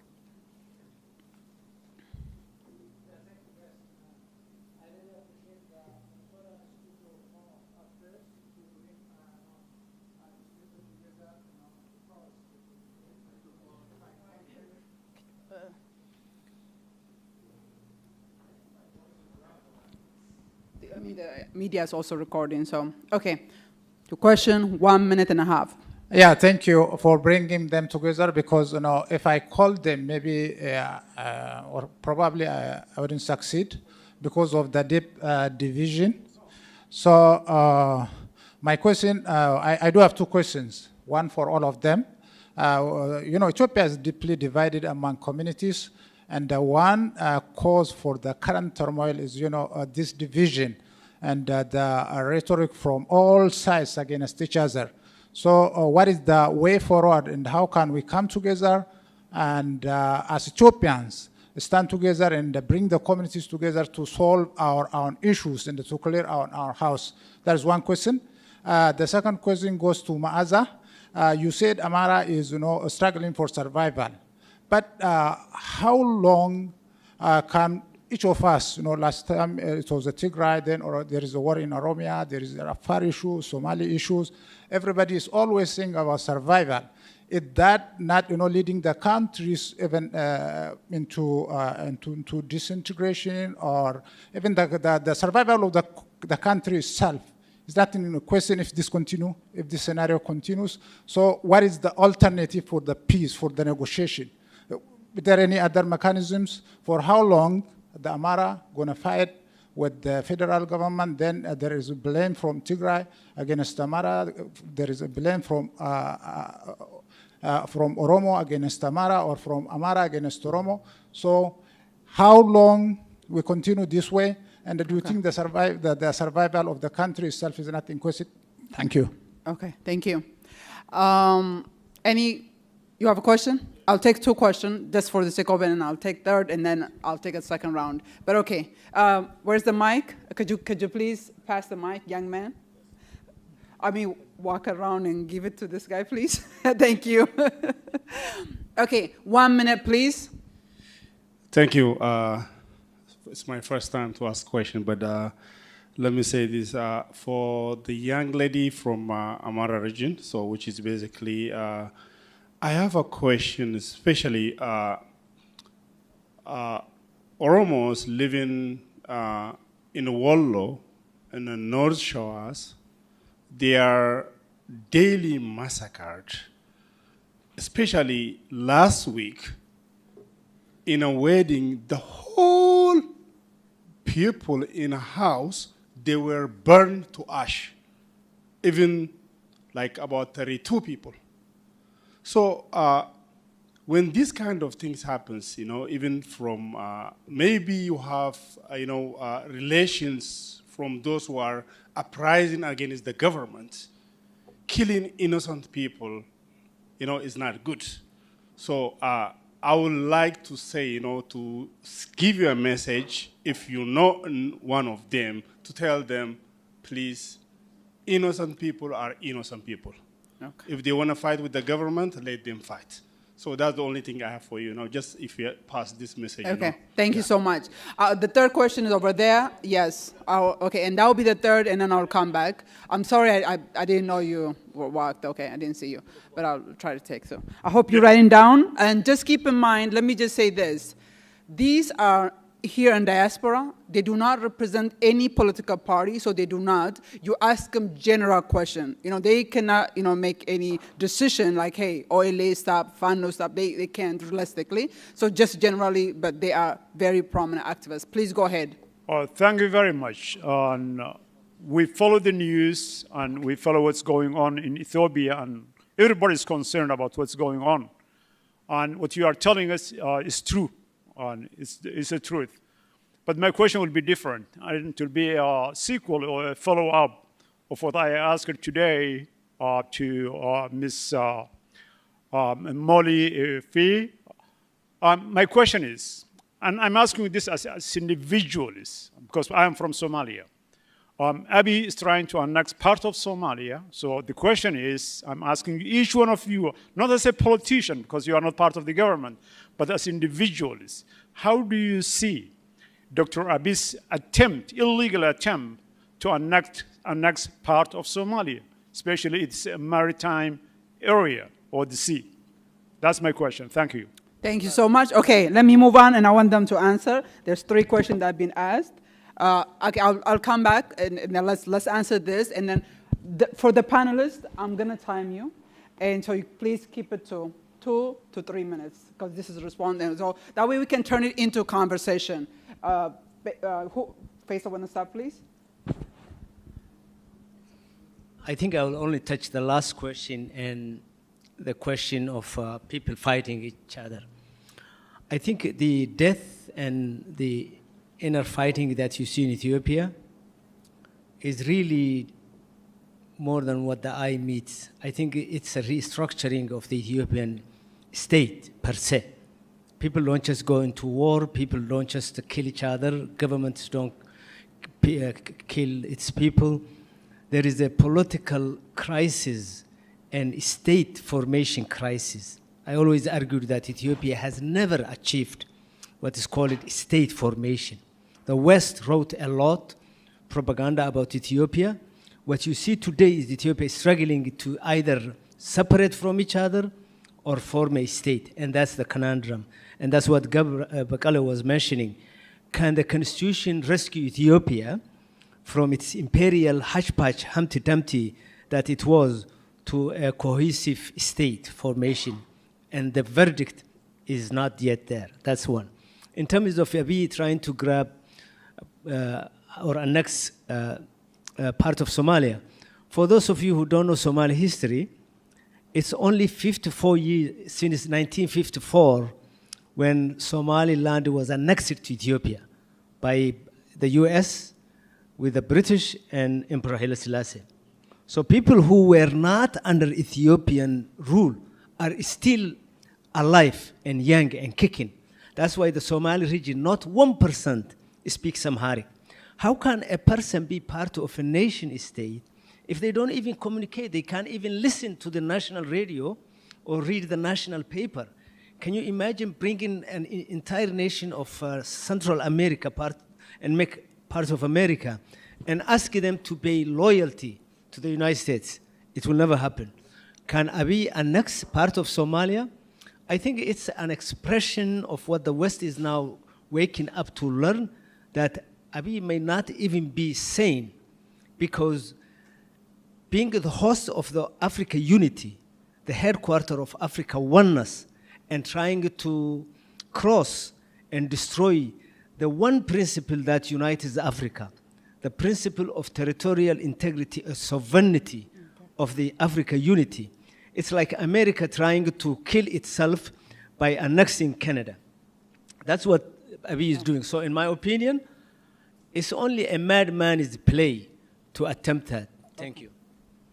Thank you. I will also touch on 2 questions. The first one, I believe a brother from Ethiopia asked here about people in Ethiopia being divided. I don't buy that concept, unfortunately, because I don't think there is a concept called Ethiopia to begin with. There is no national identity called Ethiopia. Ethiopia is the coming together of different nations and nationalities. The Tigrans, the Amharas, the Oromo, the Ago, the Kamant, and the Somali, and what have you, make Ethiopia what it is today.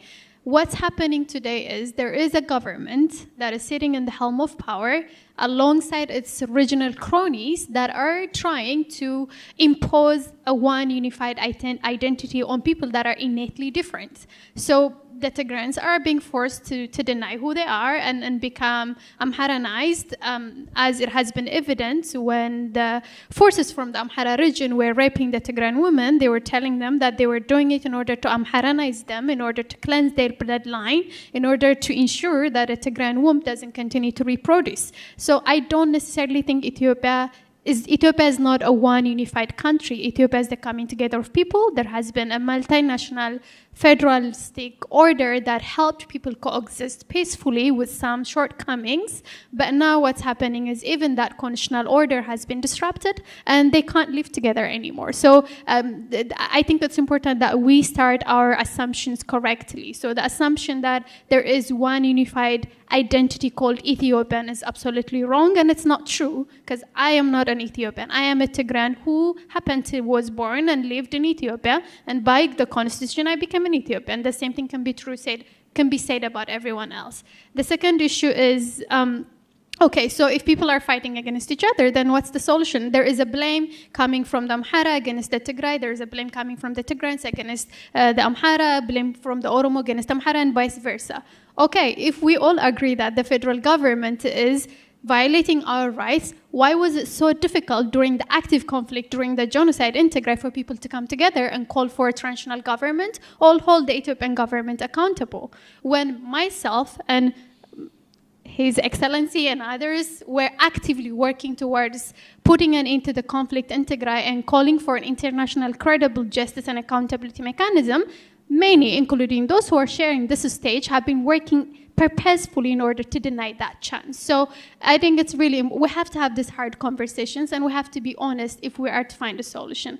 The solution is there has been a power structure in Ethiopia that is now transitioning, that is not being changed, but still there is a unitarist camp that is forcing people to deny their identity, and there is land grabbing. There is this burning desire to claim something that does not belong to you. So the solution is to respect people for who they are and to let them coexist. If that doesn't happen, people should have the right to go about their own way. The Ethiopian Constitution, under Article 39, allows for people to exercise their right self-determination up to cessation. So if anyone doesn't feel safe in Ethiopia, in that agreement, then they should be able to have their own independent country. Because I, as a Tigrayan, cannot really foresee a future where I refer to myself an Ethiopian, because Ethiopia has killed my father, killed my mom, continued to suffocate my people. So I think that's the reality. Okay, thank you. Professor. Okay, I think the main problem in Ethiopia is it emanates from the attempt to destroy. But you heard the question. They asked 3 questions. I want us to kind of answer their question and keep the time. To destroy the federal system. Like they said, both of them said, Ethiopia does not have one identity. We Ethiopians, we have very little things to share except the country, and that state formation, because it didn't integrate all its people, were not considered themselves as one people, in fact. And this attempt has been done in the last 30 or something years by bringing them together to form a state. There was a federal arrangement in which every region uses its own language, cultivates its culture, and we say that was a very good beginning. But now, the attempt to destroy that and to take away the hard-won rights of the people, and then to squeeze everything and then put it in one melting pot has brought all these problems. Because, like I mentioned earlier, the current Prime Minister tried to destroy anything that is associated with the identity of various ethnic groups and denial of diversity. Therefore, I think as far as this continues, the country will, the fate of the country will not, we do not know what it leads to in the future. So, as one country, like my friend said, what can we do? And then I will go back to my original recommendation, whether some people may accept or may not accept. I will say, well, let's go back to constitutionalism. Let's present our idea, the federal group, and then whatever group there may be. Let's hold our own ideology, and then appear in front of the electorate, and then let's get elected through that, and then try to form one government. That is how what I see at the moment. Otherwise, what the government is doing, or through armed struggle or other things, the one we are trying will not take us anywhere, and the country will not head towards unity, I suppose. Okay. Yep. Okay, thank you. So 2 questions. The first one, the person who raised it around here. Yeah, the way forward. If I can repeat the question for you, it's the way forward, and what alternative, to the current issue, the conflict in Amhara, and then obviously. Before the way forward, he asked it until when Amharas are fighting for survival, because he said first he mentioned all people or all others, they say the question is about survival, the war is about survival, and something like this. And I don't know why the person makes it question when it comes to Amhara issue. You know, first my question is for you. Amhara saying we have the question of survival. They are trying to, to fight peacefully. They were demonstrating, they were asking in different ways, in peaceful ways, and after a long period of participating in peaceful activities, they are tired of all these things and they stand up for their rights. So this time, there is no any single Amhara who cares about the survival of the whole country. Amharas are well known for it as a unionist, and who are caring about Ethiopia, who are caring about the survival of all people as an Ethiopian.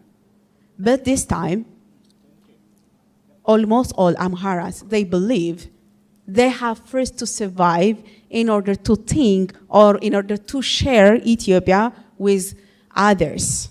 First, they have to survive. So the question is, surviving from the genocide, surviving from the killing, the massacres which is committed by the government. And I don't believe there is a war between people. I don't have a situation, I don't have, a problem with that one. My problem is with the political groups. The war between the federal government and the Tigray, I believe it was a political war. It is not a war between Amharas and Tigrays. That's what I believe. But the situation leads the people to die. As my friend said, we lost millions of people within 2 years' war. It was a political war. So we need a political agreement. We need a political solution. But in order to have that, you know what, we have to acknowledge or we have to recognize what's happening in each of us. We should not say always, it's always us. The situation happening in Tigray, now it's happening in Amhara. Yeah. The situation happening in Amhara is happening in Oromia and so many other places. Yeah. Unless and otherwise, we will die together. And this time, I can assure you, there's no any Amhara who is concerned more about Ethiopia rather than the survival of itself. First, we have to survive. First, as a people, we have to survive. Then we will talk about living with others. And about the situation that my friend mentioned, I don't know where. I know the story. As a journalist, I tried to, I know the story, what you said about the burning is in the wedding like this. I tried to get the stories from both sides. So I think it's better to see what the story from both sides, but I don't know who is making it and who did that one, so I cannot send this message.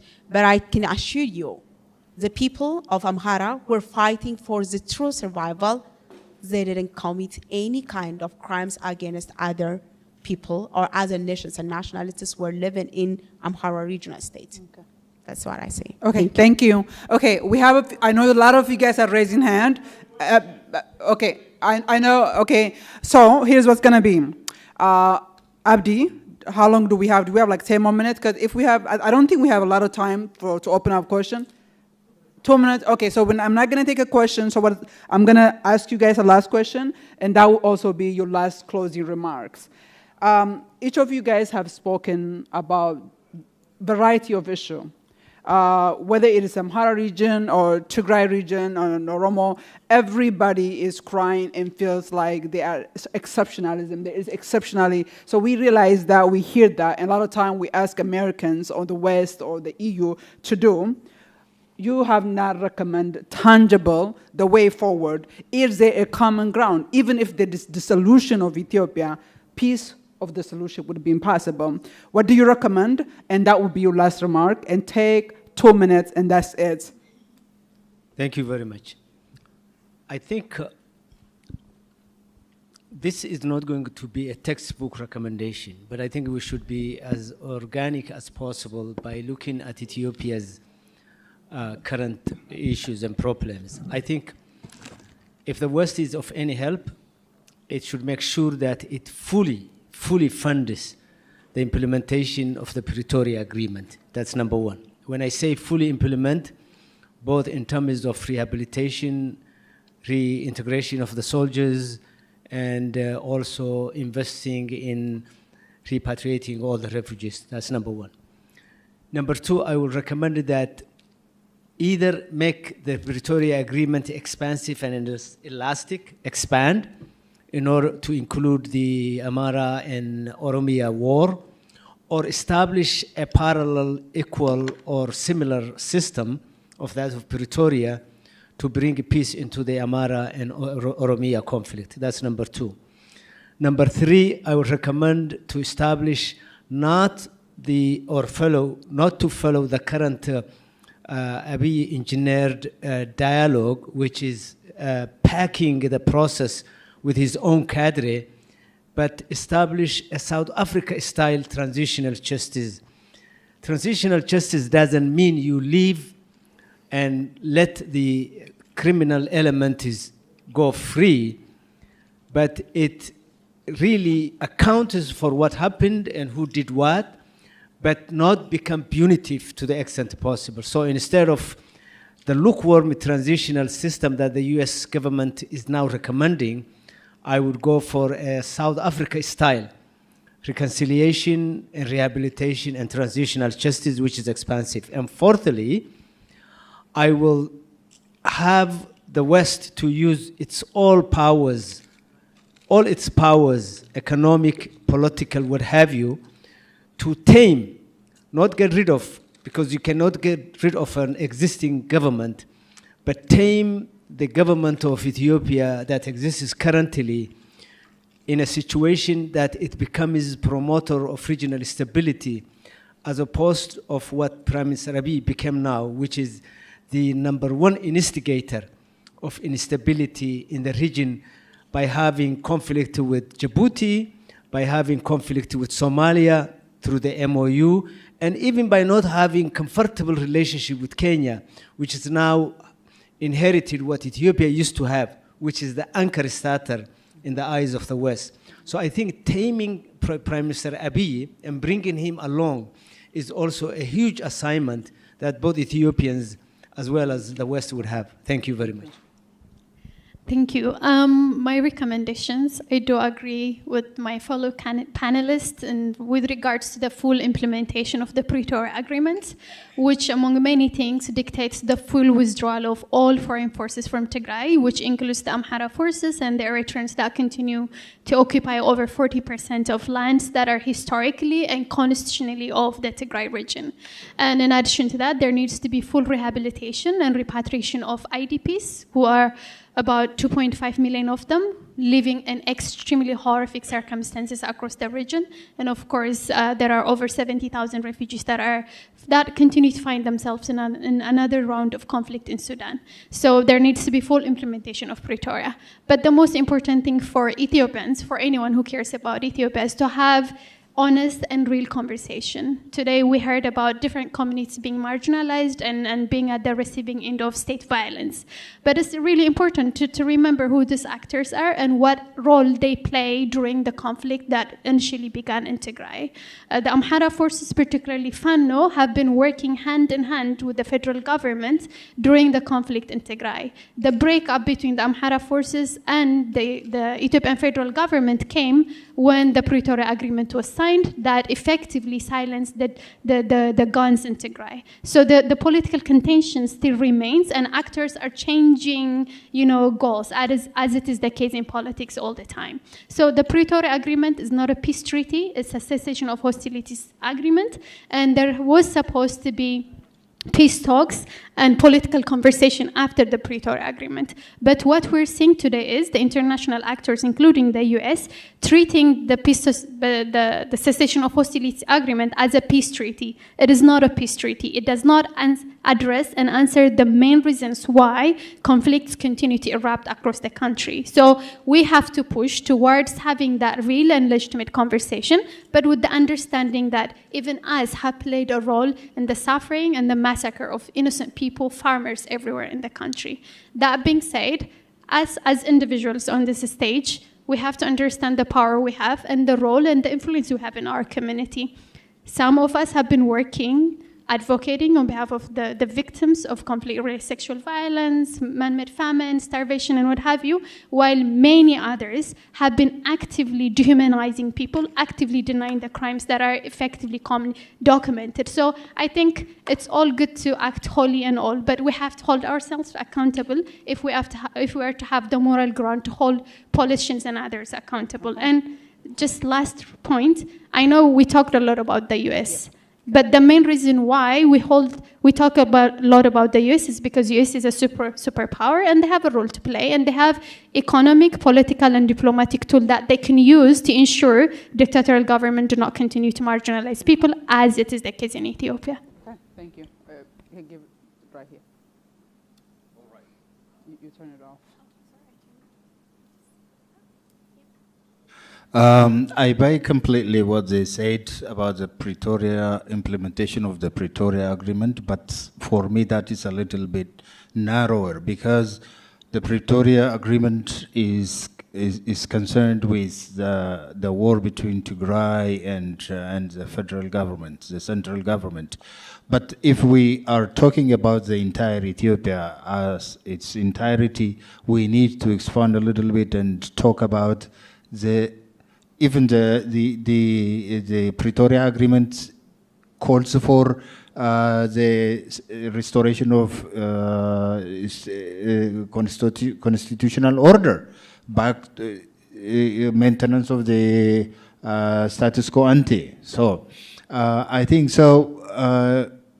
Let's get rid of the idea or the false impression that the Prime Minister sent to the Amaras, for example, by saying that it would take them to the old glory and then to that imperial system.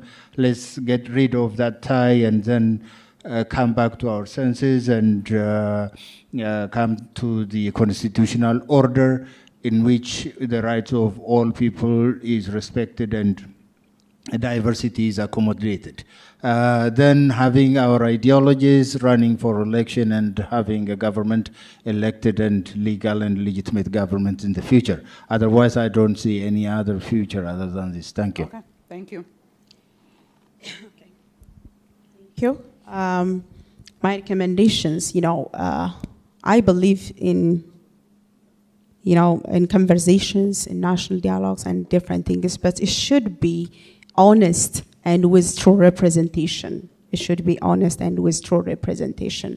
Without having the true representations, without having the true voice of the victims, it seems like, having another or opening another situations for different, different wars and conflicts. So in order to stop the situations and to make the situations better in Ethiopia, we need to have a discussion with a true representation and with honest representation. And the other thing, as an Amara and as an activist and advocate for Amhara people, I'm really tired of hearing that the situations happening during the war in Tigray, that the Amharas committed this and that, the Fanos committed this and that. Then now when we are asking about the current situations, the current pain, the current genocide and the current massacre, asking about or raising about that situation doesn't make the current one correct. I am asking an independent investigation for all what happened previously and right now. It is good and it's perfect to ask for independent investigation, accountability, and justice. But it is not right, and it is not correct, it is not fair to say, you do this previously and then this one is correct. That doesn't work. By the way, it may be working for the same in social medias or in other situations. But you cannot fall, or you cannot answer this issue for people who have the full control right now on their rights. For the people, for the Fanos, or for the Amhara youths who are saying, we will die for our survival.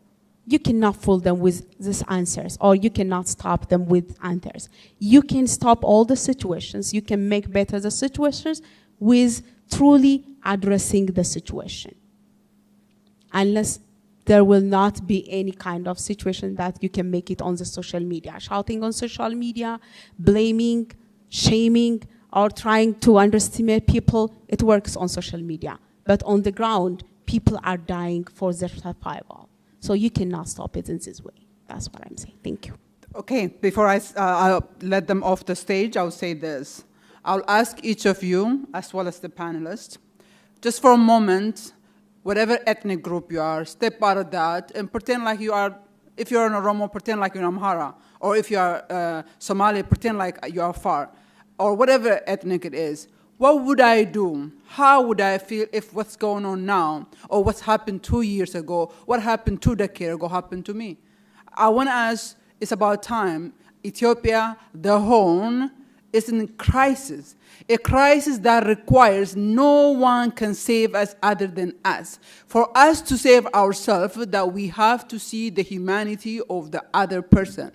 These panelists who came here are very vocal and respecting their community. Some of them took high risk to be here to sit next to the fellow person they sat next to. I want to appreciate them on behalf of the Institute, and I want to appreciate them on behalf of the UWH, and on behalf of you guys. Thank you so much for being here.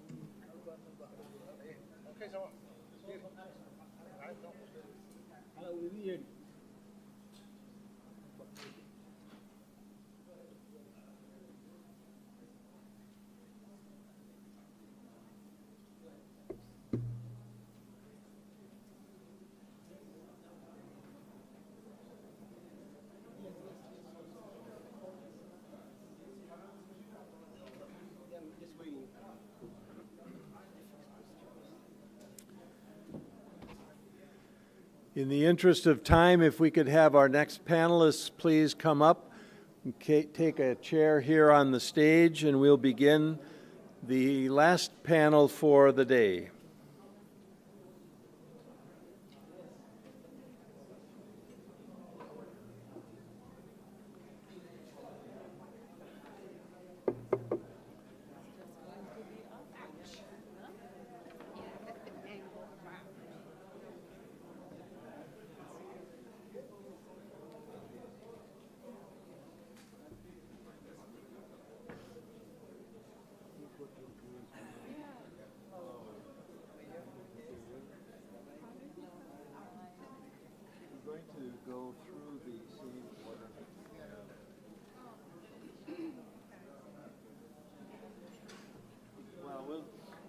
Let's do this. In the program, we'll do it in the program here. So the first will be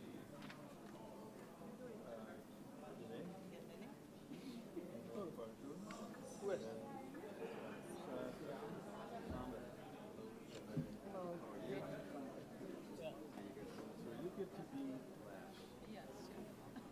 Hello, welcome. How are you? Good, thank you. Why don't you remove your name tags? Nobody will be able to see that. We are going to be recording.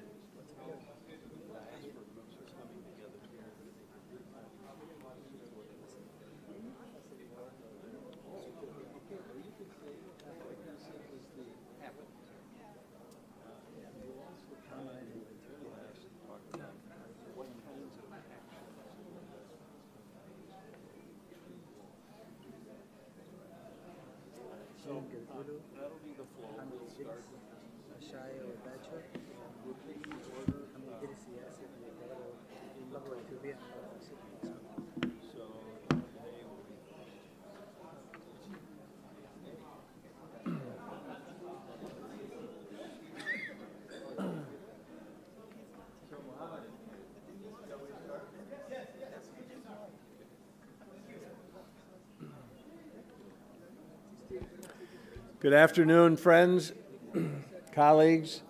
My name is Jim Rice. I'm on the board of the Minnesota International NGO Network.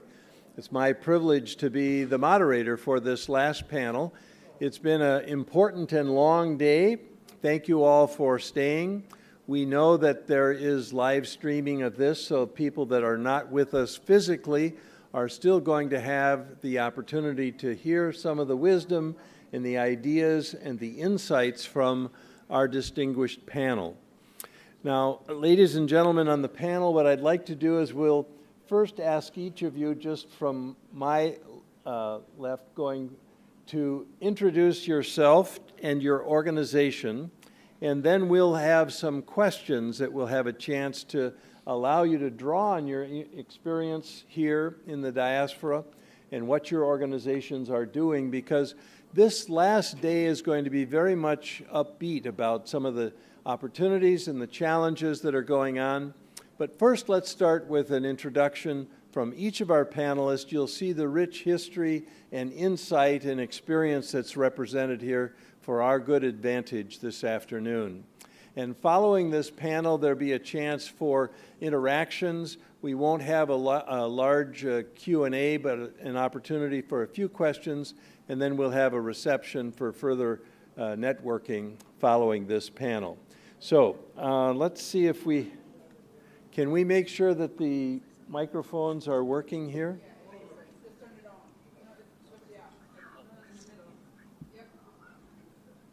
There we go. Good. So please just introduce yourself and your principal organization. Sure. Thank you, James. Good evening, everyone. I think we have a beautiful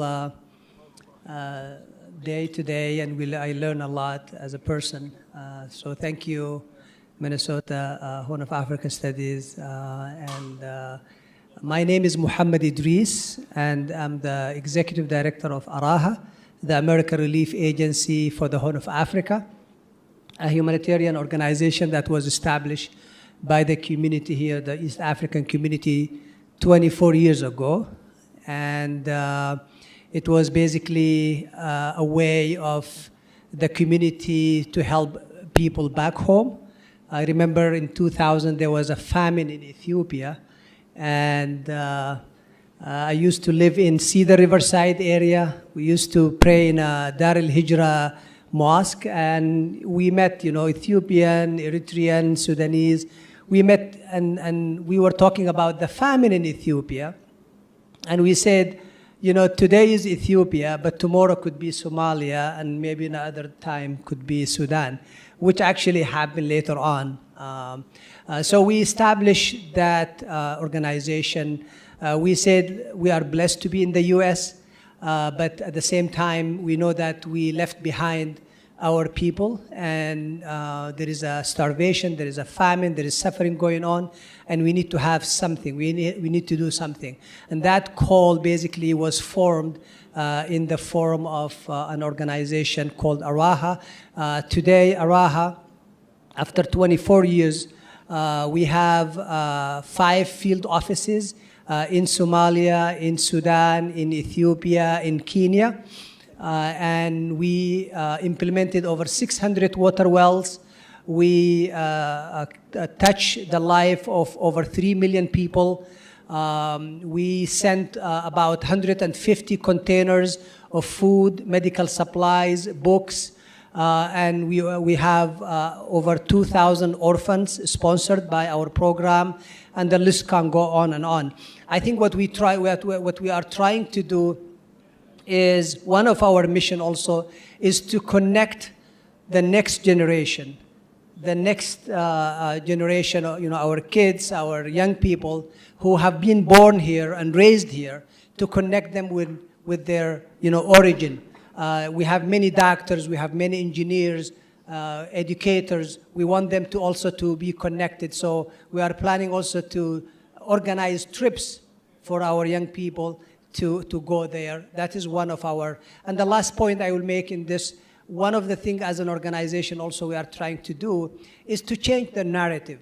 One of the unintentional issue that non-profit international NGOs commit, unfortunately, is unintentional, is to bring a negative image to a community while they are trying to fundraise and bring the voice of those people who are back home. And with that, a lot of donors, a lot of people will see only that image, the image of famine, the image of starvation. And what we are trying to do as people from the region, we are trying to bring the positive aspect also, that this region is not only about famine and starvation and conflict and war, but it's also a region full of civilization, full of culture, full of cuisine and food, full of beautiful culture there. That's why this is one of the things that we want to bring that through cookbooks, through films, and that's just another area that maybe I can talk about later on. Yes, thank you very much.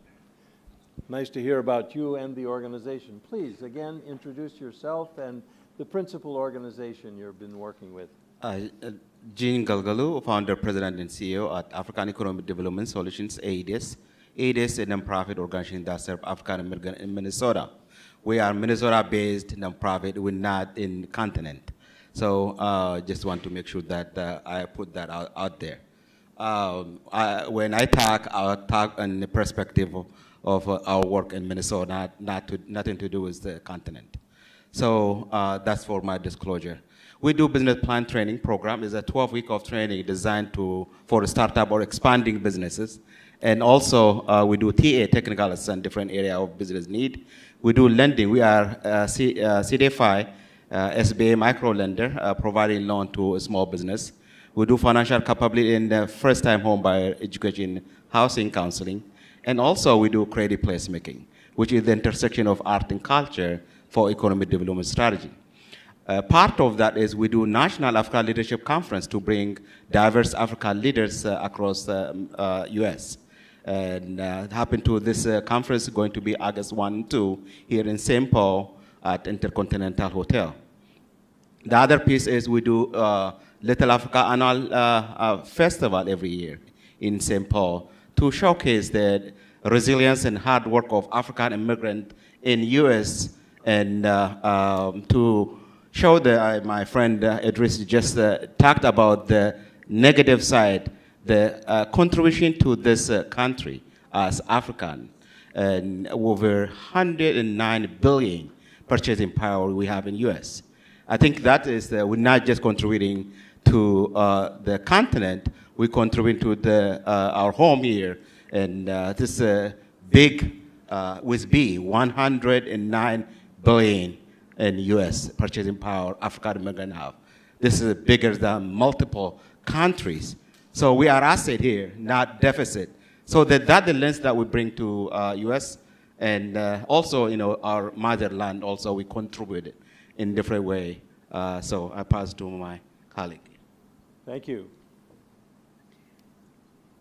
My name is Ahai Wadajo. I am originally from Ethiopia. I lived here for almost 34 years. In my career, I was a social worker, senior social worker at Hennepin County. And then also prior to that, I worked at Roosevelt High School. I will touch on my previous work later on, but I'm going to focus on an organization dear to my heart called REAL, Resources for Enriching African Lives. This organization I founded and I volunteer. I'm not a paid staff for the last almost 20 years. So what we do is, with the generosity of people from this country, we support girls. I will look at the title of this summit, transformative contribution. I really do believe that we are transforming girls and their families. We focus on girls, disadvantaged, poor, yet we don't call them like that. If you go to our website, you don't see girls with torn clothes, but we support them financially. We give them a mentor. We rally a community. As you know, women's and girls' issue, let alone in the country that is advanced, what is happening in where we came from, we all know. It's kind of preaching into the choir. If I start to say girls are facing this, women are this, we all know. And we are fathers, we are mothers. We came from where we came from. We know what's going on. So truly what is happening for our girls for the last 20 years, truly transformative. With this wraparound program that we do, we get them from 6th grade to 12th grade completion.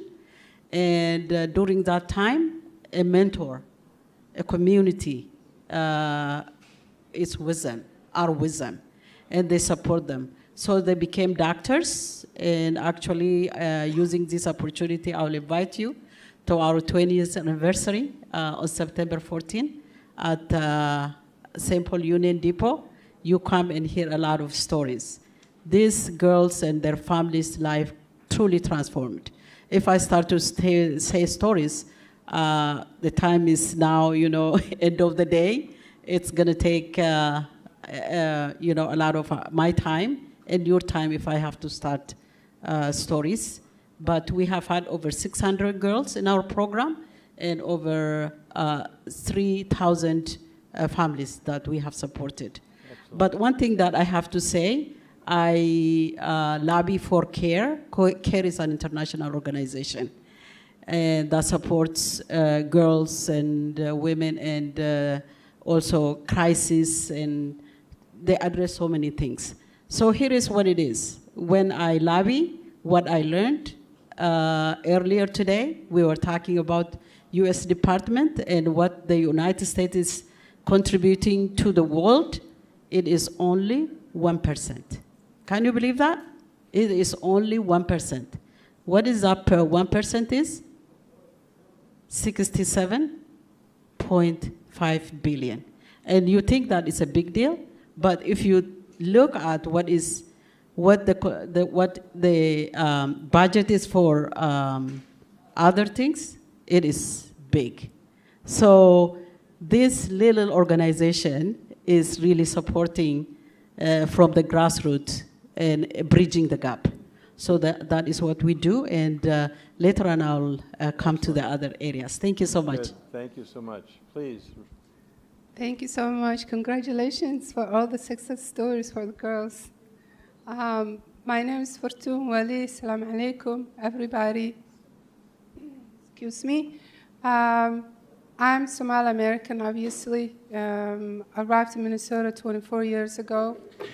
And I had one goal in mind. I wanted to learn, educate myself so then I can help women. Oh, thank you. So I can help women like my mother to help themselves out of poverty. I grew up a widow household. My father passed away when we were 7. And so many women in the continent and globally, mother was a widow and couldn't read and write, but that didn't mean she wasn't smart enough to help us, serve us. 6 of us, one with polio. So my mother inspired me to really be educated, but also help others. My calling for this life is helping individuals like my mother and her family, including men, by the way, to be self-sufficient. So what Isurun does and what Isurun word means, our organization's name is to be independent financially. And that is the goal of our organization, is 13 years old. It's a social service agency, but what our goal is to utilize the assets and strengths that immigrants and refugee women have, and to help that and build a foundation to get them off the, what we call the poverty conveyor belt in our new home. People are served in crisis, and most of them stay in crisis, and our goal is to get out of there. Half of our resources come from refugees, different population that we serve, and some of them come from the state and some comes from the individuals. We'll talk about that, but our goal is independence financially. Thank you, Fatou. Assalamu alaikum. Good afternoon. My name is Assad Ali Wade. I am the founder and president of New American Development Center. So New American Development Center is a community development organization. We focus on mainly two things, housing and economic development. We provide housing assistance for those who are struggling to pay their rent, utilities, or mortgage. Throughout the COVID, we helped over 5,000 families to pay their rent, utilities, mortgage, and to be housed and to prevent homelessness. For the economic development, we provide technical assistance to small business owners. We provide a culturally appropriate lending. We work one-on-one with small businesses. This organization has been existed for 15 years. It is one of my really key dream to have our East African immigrants to settle and sustain both economically and socially in the state of Minnesota. East African community has been socially, politically, economically integrated in the state of Minnesota. We have from school board elected officials all the way to the US Congress, we have a lot of elected officials. We have a lot of small businesses. I think East Africans are the most entrepreneurial-minded immigrants in the state of Minnesota. We have so many cultural malls, many of them around us right now. For the other workforce areas, East Africans and people we work with have so many different talents in healthcare, in education, in other professional services. We had so many businesses in healthcare agencies, in other social services also as well.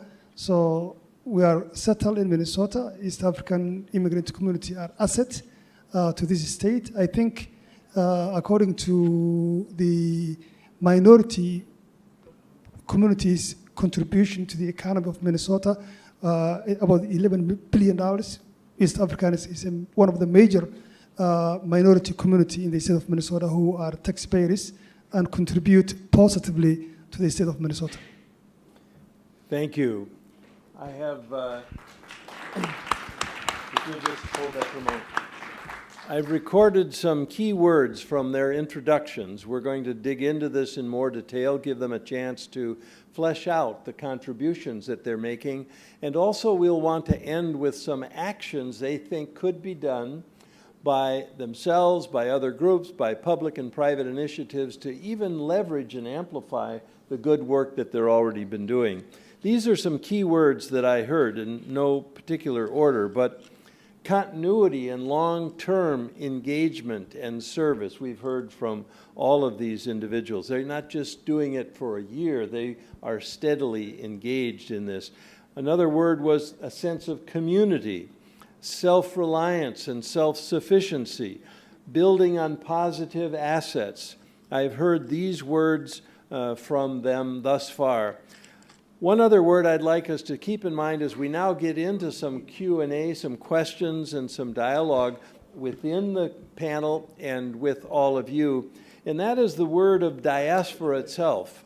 It goes back to the ancient Greece, Diyaaspooraa, and it means to scatter or to sow. That's the origin, the etymology of that word. And what we're going to hear now over the next half an hour, 35, 40 minutes, is how scattering these individuals have been so productive in sowing and bringing back and harvesting so many good services and talents and contributions. both to the individuals that are here and to the community and to the state, but as we've heard throughout the day, to the nation and back to the continent and to East Africa itself.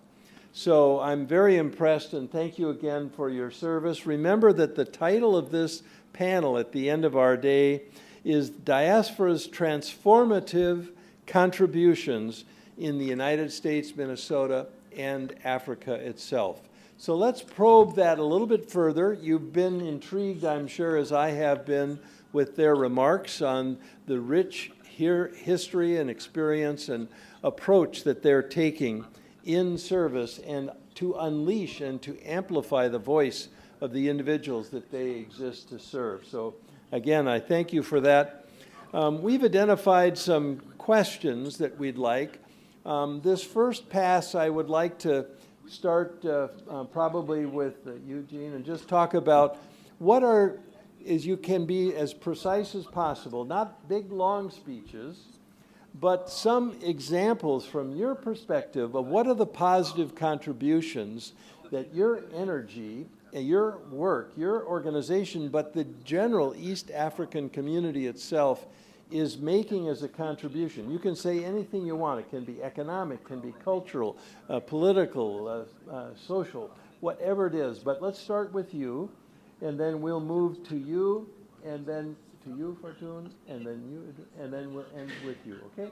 So what are these contributions? Let's try and be precise and tease everybody to think in this positive way. The contributions that are being made to so many different communities and people. Thank you. This is wonderful. I think, early on, some negative about African immigrant. They see as people who receive welfare. When you see numbers, doesn't lie. Numbers is a fact.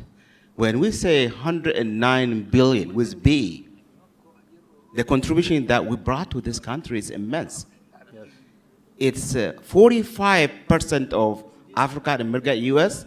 are bachelor holders. They're already educated back home. 45%. So that doesn't mean all those are working in their profession of the education. There's wasted also because they are not using their education as well. So just when we come to Minnesota, we partner with Concordia University and funded by McKnight Foundation a number of years ago. And 2 years ago, Dr. Bruce Corey, he was Associate Vice Chair of Concordia University, updated at the National African Leadership Conference. Minnesota, actually just today, he gave me recent numbers also. Minnesota, 2 years ago, we have 2.8 billion purchasing power in Minnesota. Wow. To this state. But we are the largest donor to Africa, the continent. We're not just bringing assets to this country. We are the largest, larger than USAID to Africa. We are the largest donor. So where is the deficit? We are asset for both for this country and our motherland. So this is and also the next generation, Africa is going to be the youngest in the continent. So we are bright, is going to the future of Africa is bright. You know, we do have a challenge, but the future of Africa is bright because the generation, the young generation in the future. So that means the workforce, we're talking about low workforce here and declining of number of population over the world. And so Africa the youngest. This is asset we're talking about, with asset that going to bring a lot of dynamic change for the world, for here also. Let's continue with this idea of contributions, and I like your focus on youth, because I'm the oldest person on the panel here, and I don't care about my children anymore, just my grandchildren. So we all need to focus on developing that next generation and the generation beyond it. What do you see as some of the contributions? Well, I think what makes, I think we need to realize first is that what makes America great is really the contributions of all immigrants that came to this country. That's really what make America great. That's what make America superior, is that the richness that it get from all these diverse people coming to the United States. I think the East African community here in Minnesota has many contributions. I think my colleague mentioned about the economic aspect, but we can also talk about the political aspect. The community here are well engaged politically, and also we have many people as a public servants. This is a small and most recent immigrants and communities, but still we have people in the national arena like Congresswoman Ilhan Omar. We have many representatives at the local level. We have city mayors. We have city council members.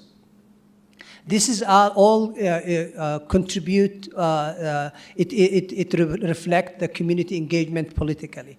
But also, if we look at the educational aspect, I think one of the things that the East African community brought to Minnesota is brought diversity to the education system. One of the initiatives that was launched last year was the East African Magnet School in St. Paul. This is basically bringing diversity to the public education, like how we can educate our kids while keeping some elements of their culture. We are also bringing, I think, the East African community when they came to Minnesota here. I think they contributed in a positive changes to some neighborhood. I would say this is on a personal opinion, is that there was some positive change that happened to some neighborhood when the East African community came in. And the contribution can go on and on in terms of social aspect, in terms of culture.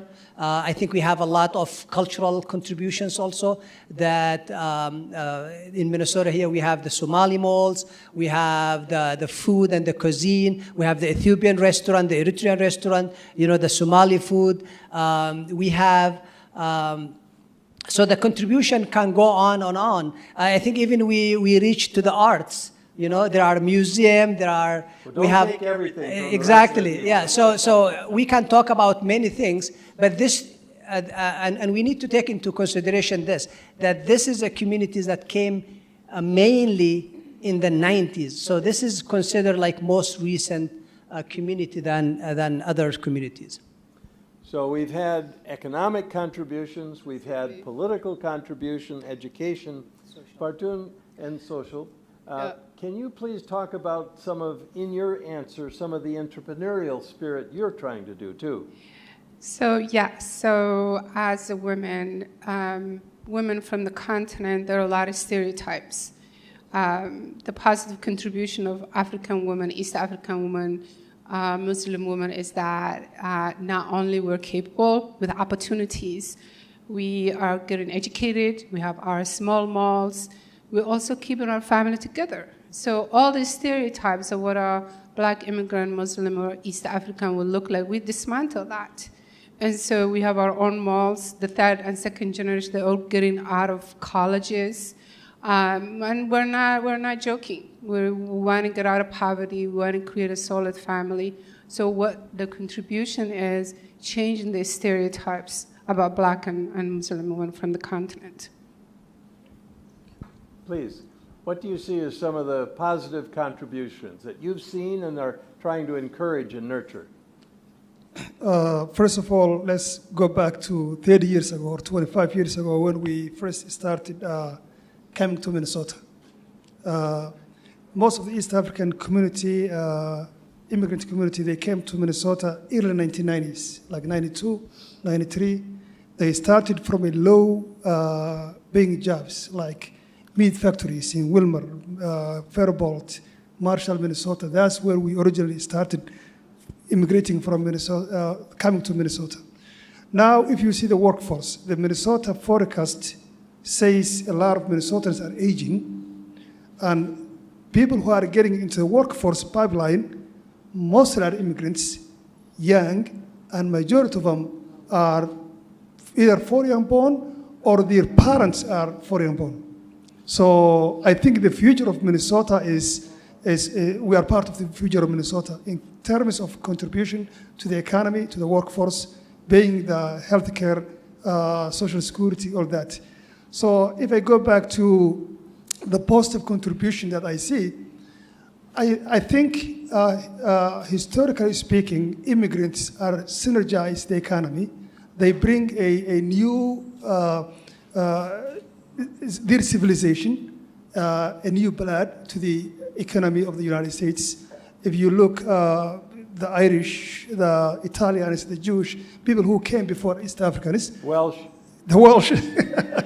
They've been Norwegians, you know, Spain, everybody. So anyone who came to this country, they contributed in this country in a positive way.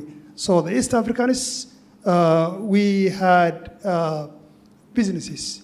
We have, I think, for the last 5 years, large number of our community are get into home ownership.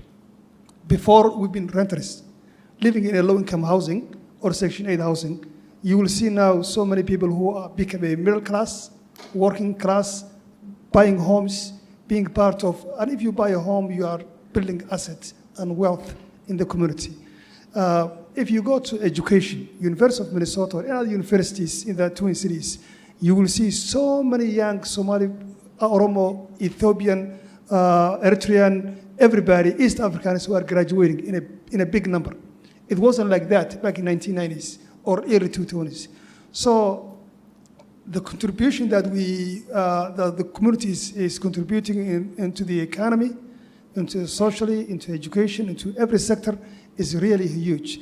But there is also a challenge and issues that we face. There was a research that New American Development Center and University of Minnesota, Humphrey, we did together about the Islamic financing. Because one of the key challenges we had when it comes to positive contribution is culturally and also systematically. For some Muslims, we don't really pay interest. So starting a business, you have to require to get access to capital funding. You have to go to a bank. Each bank, they require you to get interest. If you want to buy a home, same thing. At the same time, systematically, there's a huge systems in place that not only the East Africans, but also all the minority communities are very hard to breach, which really is one of the challenges that we need to talk more about. I have one quick question for you. You mentioned housing that you're involved in. What can be done to make sure there's more opportunity for cost-effective housing, for people to own some of that? And see, when we go to you, I want to focus in on how you're empowering young girls and women to be involved, not just in homekeeping and housekeeping, but in advancing themselves in a wide variety of ways that you've mentioned before. But please, on housing, what could be done better or differently? For home ownership, actually, back in 2018, I got a Bush Fellowship specifically on how the Muslim community be able to get home ownership in cultural ways. So I created an alternative financing committee, including University of Minnesota, Federal Reserve Bank of Minneapolis, Sunrise Bank, institutions like finance, educators, faith, elected officials, and cities. So the main purpose was members of this community are able to buy home, but what is stopping them is culturally and religiously.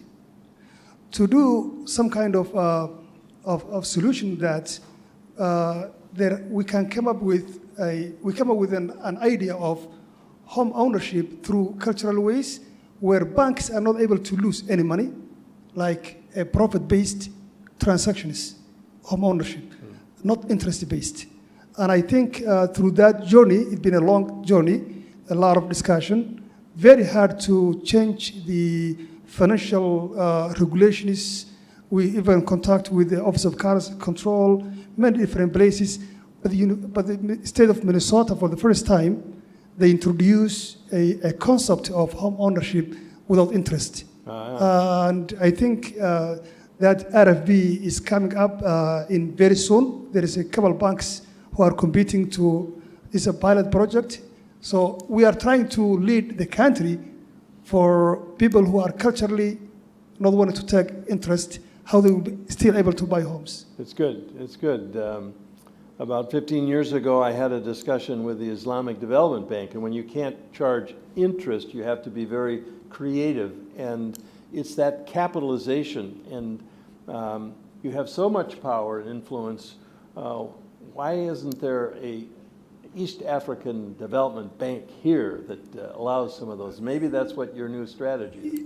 There has been an attempt to create either a community bank, credit bank, or something sort like that. It's very difficult to create, especially when you are a minority, when you are a Muslim, and a lot of negative things are going on. So one of the findings of the research that we done with the University of Minnesota was, if you go to the banks and you ask anything other than interest, basically, they will say that you want to bring a Sharia law to Minnesota. Automatically, you are flagged on something. The one thing we have here from the Scandinavians is the cooperative model. We'll explore that later. So, that's it. Well, it's hard to follow this because they finished everything, right? But thank you for narrowing it down for me to actually focus on the contribution of women and the resiliency of immigrants and refugee women, day and night, what they go through. To raise children, to deal with this cultural adjustment. Our kids go through, families in general, go through several stages in the adjustment, to the point that these women have the kids to be bicultural, bilingual, and to have them hold into their culture. If you look how the women carry the culture to pass into their children, and thus their contribution in holding their family. We go through a lot. We've gone through a lot as women, as adjusting as immigrants and refugees. And then to come to my organization in Ethiopia, we bring this learned, what we learned here, to empower them, to kind of navigate the cultural push and suppression and discrimination. How can they overcome that in a very wise way, not to have a backlash from the community or from the culture? So this is not just the contribution. Now we're talking about bringing back some ideas back to the continent. So please continue. Yes.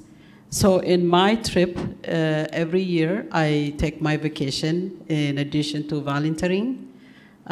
So I bring this, what I learned from here, to empower these girls and their mentors and their communities. We hold workshops, we hold trainings where they can look at their culture. It's not really intending to suppress them,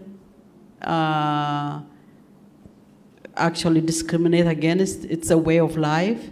How can we look at this way of life? It's not working for us. It's not working. So how can you be a leader? how can you be a contributor to challenge the norm in a wise way by the support that you get from your community. So our girls became leaders, doctors, engineers, and they are leading the future. We have heard about what is going on back home. Our girls come from different ethnic backgrounds. We don't talk to them about politics. We talk to them about humanity. How can they work together? How can they be the leaders of that we aspire? Because we are aspiring leaders, transformative leaders. So this is what we are bringing. This is what their sponsors are bringing. Because this is a two-way contribution. Yeah. Okay. So this is a very important transition that I'd like all the panelists to react to, this idea of leadership. How do we encourage mentoring within the different parts of the East Africa communities, and the concept of mentoring. So, Bartun, let me turn to you. How do you look at the idea of mentoring, and how do you build that into some of the work you're doing? And then I'd like the other panelists to talk about this idea of mentoring and leadership development, please. So I think leadership from the continent and here, and the way the world looks, at least I've struggled. We call leader someone who has some sort of authority that can influence decisions or kind of way and away. But before the westernization of definition of a leadership came to us, how we define leadership was someone who has dignity, someone who has trustworthy, someone that if they give us a poison, you'll take it because you know that person has the best interest of the community. What's in it for me, individually, we didn't know that. At least I'm a pre-war Somalia, so I remember what Somalia looked like, so I'm pulling that experience. Right now, the younger generation, how leadership is it's very confusing to them. We have defined leadership money. We define leadership power. We define leadership right now, let me put the mask on first. So it became very scarcity and very money and power driven. And so what I try to do in terms of being an example for the younger generation and even the older generation that a little bit confused, is to say, as an individual who's able to accomplish a lot, I would say, what is it that I'm doing today and who am I trying to impress, right? And then from that example is I'm here waking up to serve others. I need to be consistent. You know, if even it hurts, I'm gonna tell the truth. If it hurts, I'm gonna burn that bridge so no one else gets burned out. So I think for us as immigrant population and African overall, we have to really go back and define what a leadership is. Even Americans and Westerners still define leadership as part of integrity and part of honesty and part of looking out for the community and being kind of a collectivism kind of a thinking. That's what I believe leadership is. And right now it's very confusing. Okay. And also it creates a lot of the conflicts, the lack of collaboration, the lack of intercultural conflicts. All that's coming from because we lost the definition of leadership. Thank you. Good, thank you. Let's turn to you. You share some of your ideas. You want to encourage her? Yes, this is good. Your ideas about leadership, the challenge of developing leaders and the role of mentoring, giving back to others. Maybe you could talk about that. Yeah. Thank you. I want to echo what my colleague said, Fortune. About leadership, it's about being an example and being a role model. And I think for people, especially those who hold what we call leadership position in organization, I think one of the things that is an obligation on us is that to lead the next generation, first of all, to involve them on what we do. on an organizational level. Whoever, whether it's in economic, whether it's in housing, whether it's in education, whether it's in the humanitarian aspect, to include them, as volunteers, as intern, and to show them how to do that. And this is one of the things at Araha we do, is that we accept volunteers, we accept interns, even from colleges. We give them like credits. And then we engage them, about the humanitarian work, because you want to develop the next generation to take the torch next time. And that involves, and the new generation, they have their own ideas, they have their own thinking. They think different than the first generation. Even the ideas of the one I talked about that Araha is right now addressing and trying to include, which is the narrative change. It's coming from the second generation. They want to see a balanced approach in the narrative and the image that we when we talk about the Horn of Africa. So I think from me, the way I see the mentorship and the leadership is, first of all, the first generation with their own limited experience, they made some initiatives. They developed some organizations. Now we have some organizations who have been there for 20 years and 15 years. I think now we need to give to the next generation. We need to involve them. We need to put them in a leadership position so that they can lead with the new ideas, with the new initiative that they have in mind. Good. So I think we're hearing it's not just the first and second generation. I think they're saying it's the third and fourth generation we need to be paying attention to. Let's give you a chance to make a comment, and then we'll just take 2 questions from the floor. We want to try and bring this panel to a close in just a few minutes. We'll give each of them a chance for a closing comment in just a moment. But first, this idea of leadership and mentorship, how do you react to that? In my view, leadership starts with self-control. If we cannot control ourselves, we cannot lead anyone. Humility is number one. I think it's, as a human, we just have to humble ourselves in order to someone to listen to us. Leadership is not authority to myself. Leadership is about influencing others. If you influence others, not what title you hold, it's what you do, not what you say. And people, especially the young, look for not the word you say, what you do. Yes. So in order for us, if we have intent to influence our young, we have to practice what we say. I think, there is a different way of knowing, which, in my ancestor, I'm originally from Ethiopia, I'm Oromo. And my folks, they have way of passing leadership from one generation to the next generation. They groom them. They take them to area that they practice. So it's a practical way of grooming to the next phase of leadership. So there's hierarchy. Hierarchy, and this is not authority. Hierarchy of when they are young, when they are ready, they know exactly when they're ready to take next phase of their leadership skill. So there's not only just a Western approach of leadership, the indigenous way of knowing also, in my view, is the best way of leadership. Authentic, it's organic way of grooming the future generation. Thank you.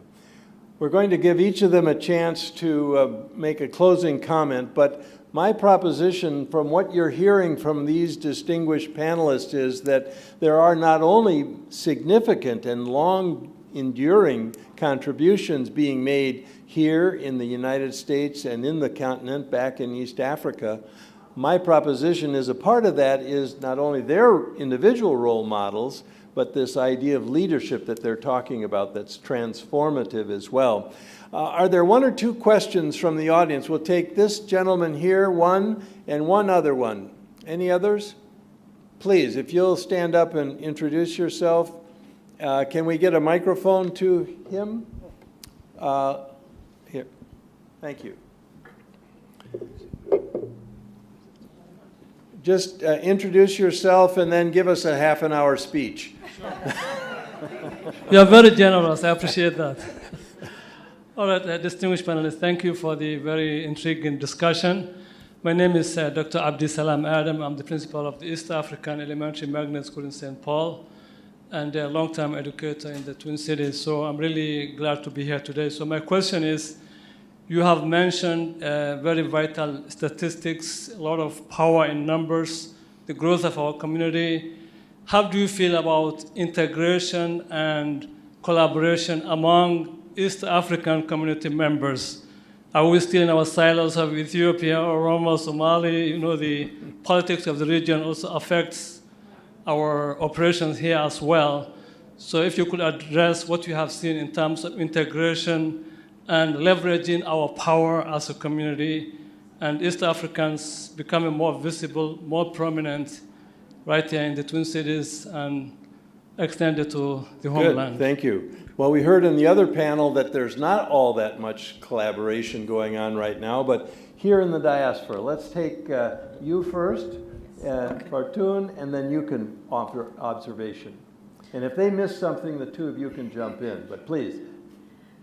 Just wanted to share practical activities that we did to bring together. This was in my early career at Roosevelt High School. African kids were coming, a lot of Somali, Oromo were coming, and they were struggling. So what we did was to form a Pan-African elders and parents. And actually, I thought there would be an opportunity for me to show an album. I have it in my car. So what we see, even though we acknowledged that there is unity, or earlier when we were talking, that we don't have any issue as people, but we have to be honest. I saw in the kids the difference, the division between Africans and African Americans. We saw that. Our kids were fighting. I don't know, probably that changed now. So then what we did was we formed these elders and parents, and we don't care if you got a D or C and passed 12th grade. That was a big deal for us. So we came together and we rewarded these kids. And what we did was also to have them practice their culture, their identity, and knowing that the challenges that they go through.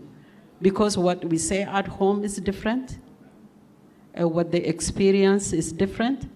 As people, as kids of color, especially Africans, they want to be together, and there was no model that can facilitate that as unified.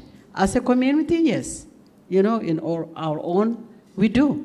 But as a community, we need to come up with something. So you found some collaboration. Yes. Fartoon, how do you look at this? So the collaboration, I think opportunities are there. We as East Africans really are thriving as lone wolves. Every one of us is doing great on their own. We have a huge contribution thanks to many of us. Last couple of years is when we sound the alarm that we're not actually, like Jean said, we're not just takers, we're contributing. African Americans are contributors, Native Americans are contributors. But the message that we consistently got and get is and has been, we've been saved, we've been funded, we've been this. So there's a huge system undermining us and our communities that we need to stop living in a survival mode. We're no longer in a survival mode. Our communities may be, because some are still coming out through the ladder.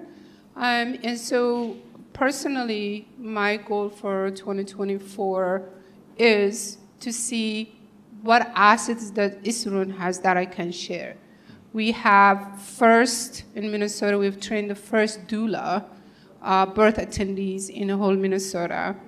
Infant and maternal mortality rate of African immigrants, including African Americans, are very high in Minnesota. We have a huge health disparity, so instead of screaming at the system, we're creating our own workforce. And then I crossed the aisle and said, hey, OROMIA community, other Africans, come over. This is the asset we have. We have to share our ideas of earning income. And really, the system is telling us there isn't enough for us as a community of color. It divides us based on money. It divides us based on zip codes. And so we as leaders, how we can see collaboration is really looking at what assets I already have that I can share.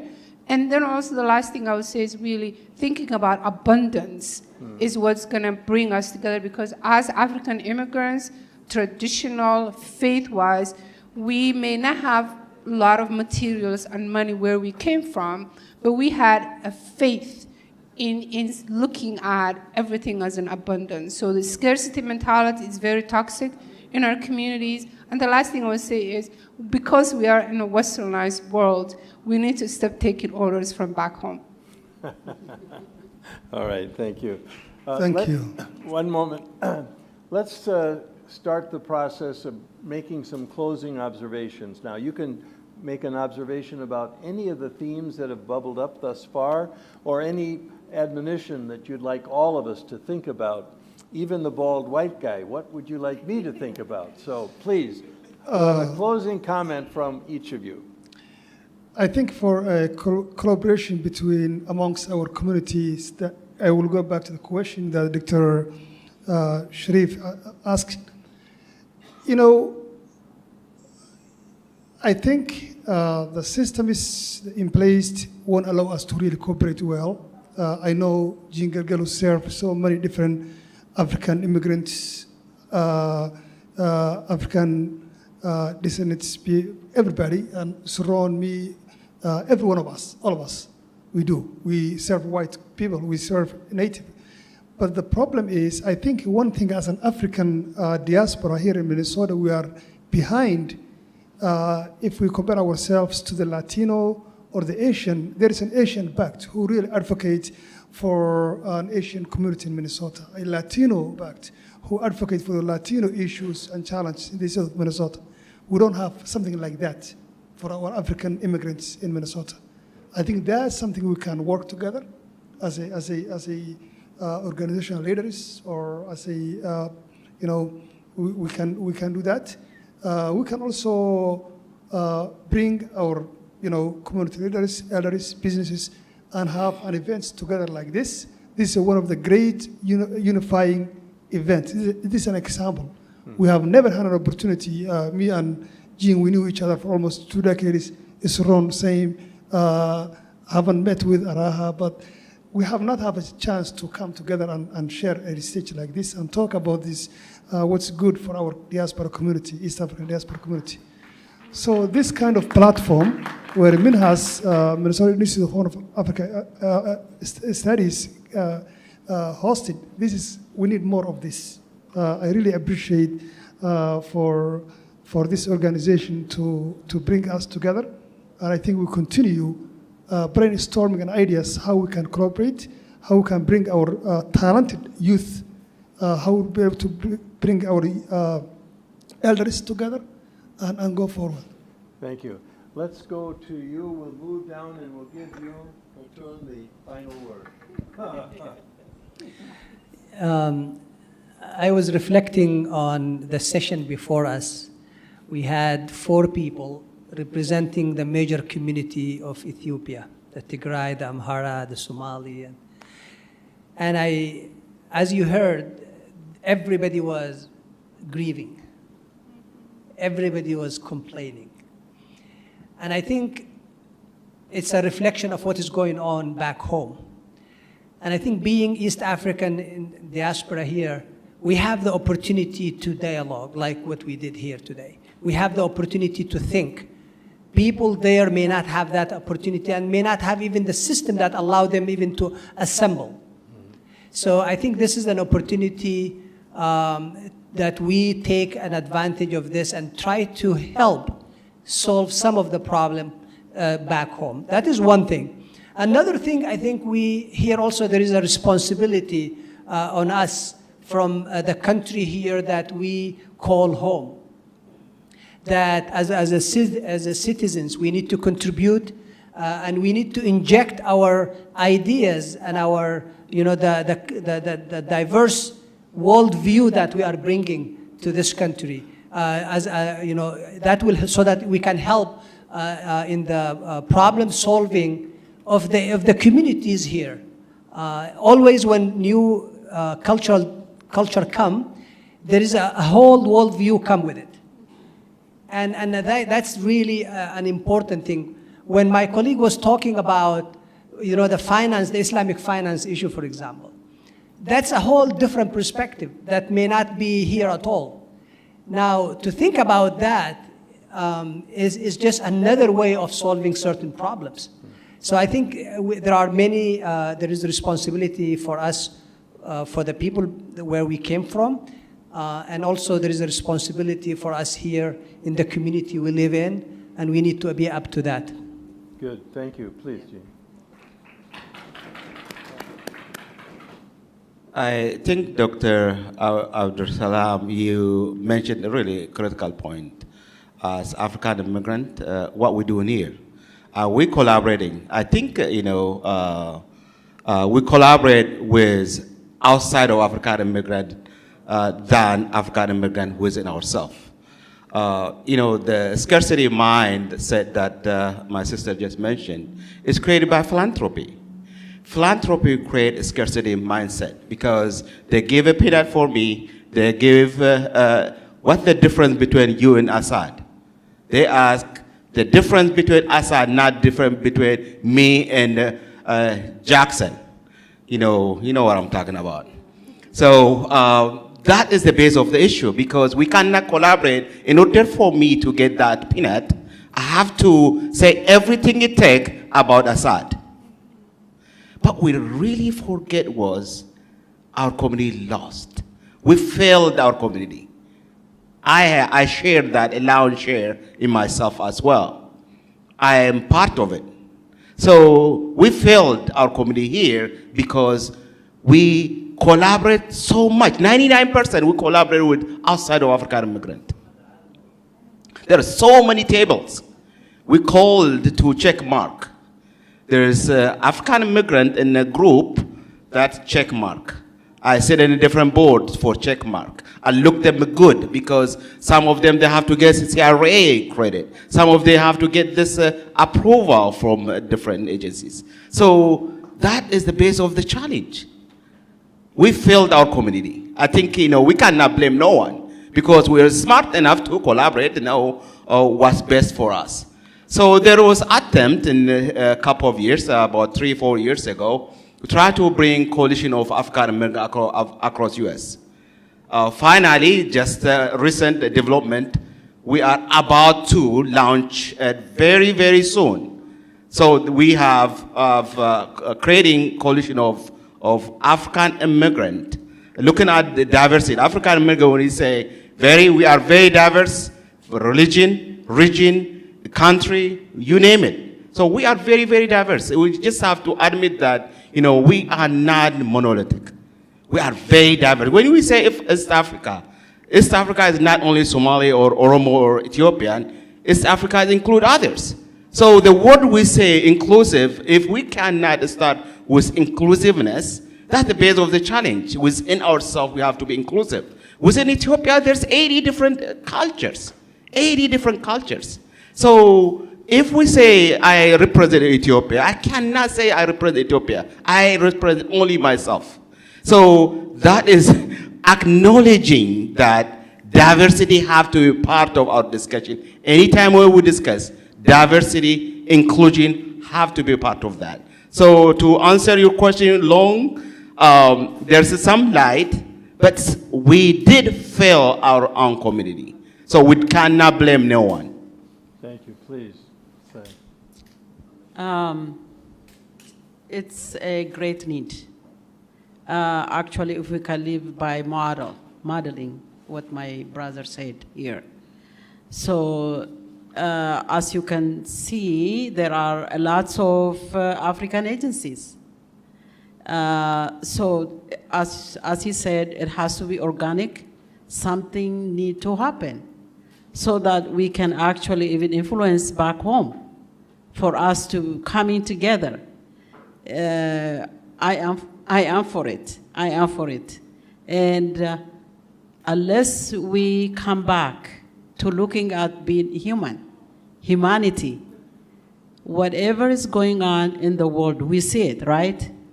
I know we were talking about with someone earlier, being idealistic is this statement. But we can do it. We can do it. We can come together and send a message. For us, we are able to come together, celebrate actually. Celebration. We can start by celebrating our contribution and who we are, what we contributed back home. We see it. It's research-based, what we contributed back home. And I also come from Ethiopia, from Oromo, and in my little group where I grew up, we have changed that community, I can say. You know, their school system, we are contributing books, we are contributing medical equipment. We have contributed a lot. Let's come together. Let's come together. Actually, even here, where we are here, we can start, and probably there is someone out there who has this idea and have started doing the work already, Good. Right? I hope that you know that we have just scratched the surface on the contributions East Africa is making here and abroad. And thank you for allowing me to learn as a fat old white guy. And we leave the final word with you. Well, let me say first, let me thank the team that put together this with our leader over there, the board. And I hope, thank you, Mr. for you don't call your name like that. You're now one of the families. We adopted you officially. So we're not gonna, so let me say this. People who, when I'm out there, and I don't hide, when I go to conferences, I scan the room. I look for Black person first. And then the next thing is I look for African immigrant. And next thing I look for East African. In reality, there's no hate between us. We're just in a survival mode. Also, in reality, we're still on the conveyor belt that are being set up by the system. And we are still living in a continent that's also in a survival mode. That the instability, it's not only in what we are doing, but also is how we're living under trauma. As social worker, saying that we got to do conflict resolution, kind of a way of working together. But I confessed that I love being Somali. I'm in love every day. I grew up before Somalia was in a civil war. I love Africans. In fact, if I'm sitting there and I'm quiet, all of my Ethiopian friends will talk to me different dialect. And I'm like, I'm Somali, I'm sorry. We all look alike, we're all family. I think it's upon us just to identify areas of our weaknesses or improvement and just continue our tradition of relational tradition and building trust and our believe in our faith. And you know, America, love it or hate us, we're here and we're contributing. So thank you so much. Please, everyone stand and give them a standing ovation for their contribution. Thank you very much. Thank you, James, for your presentation. Thank you. Good to see you. Nice to meet you. Thank you so much.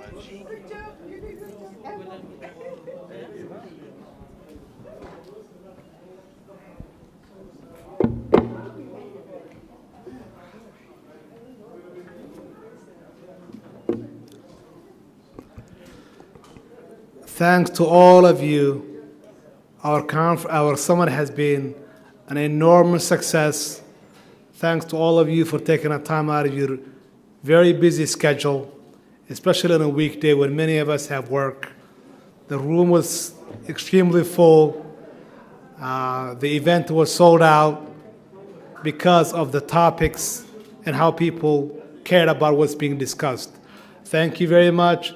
The Minnesota Institute for Horn of Africa Studies will continue this endeavor further. We will continue to sponsor events like this where we'll bring together policymakers. And we'd like to thank all of the panelists. We would like to thank the President of Somalia, Hassan Sheikh. We would like to, Hassan Sheikh Mohamud. We would like to thank Senator Amy Klobuchar.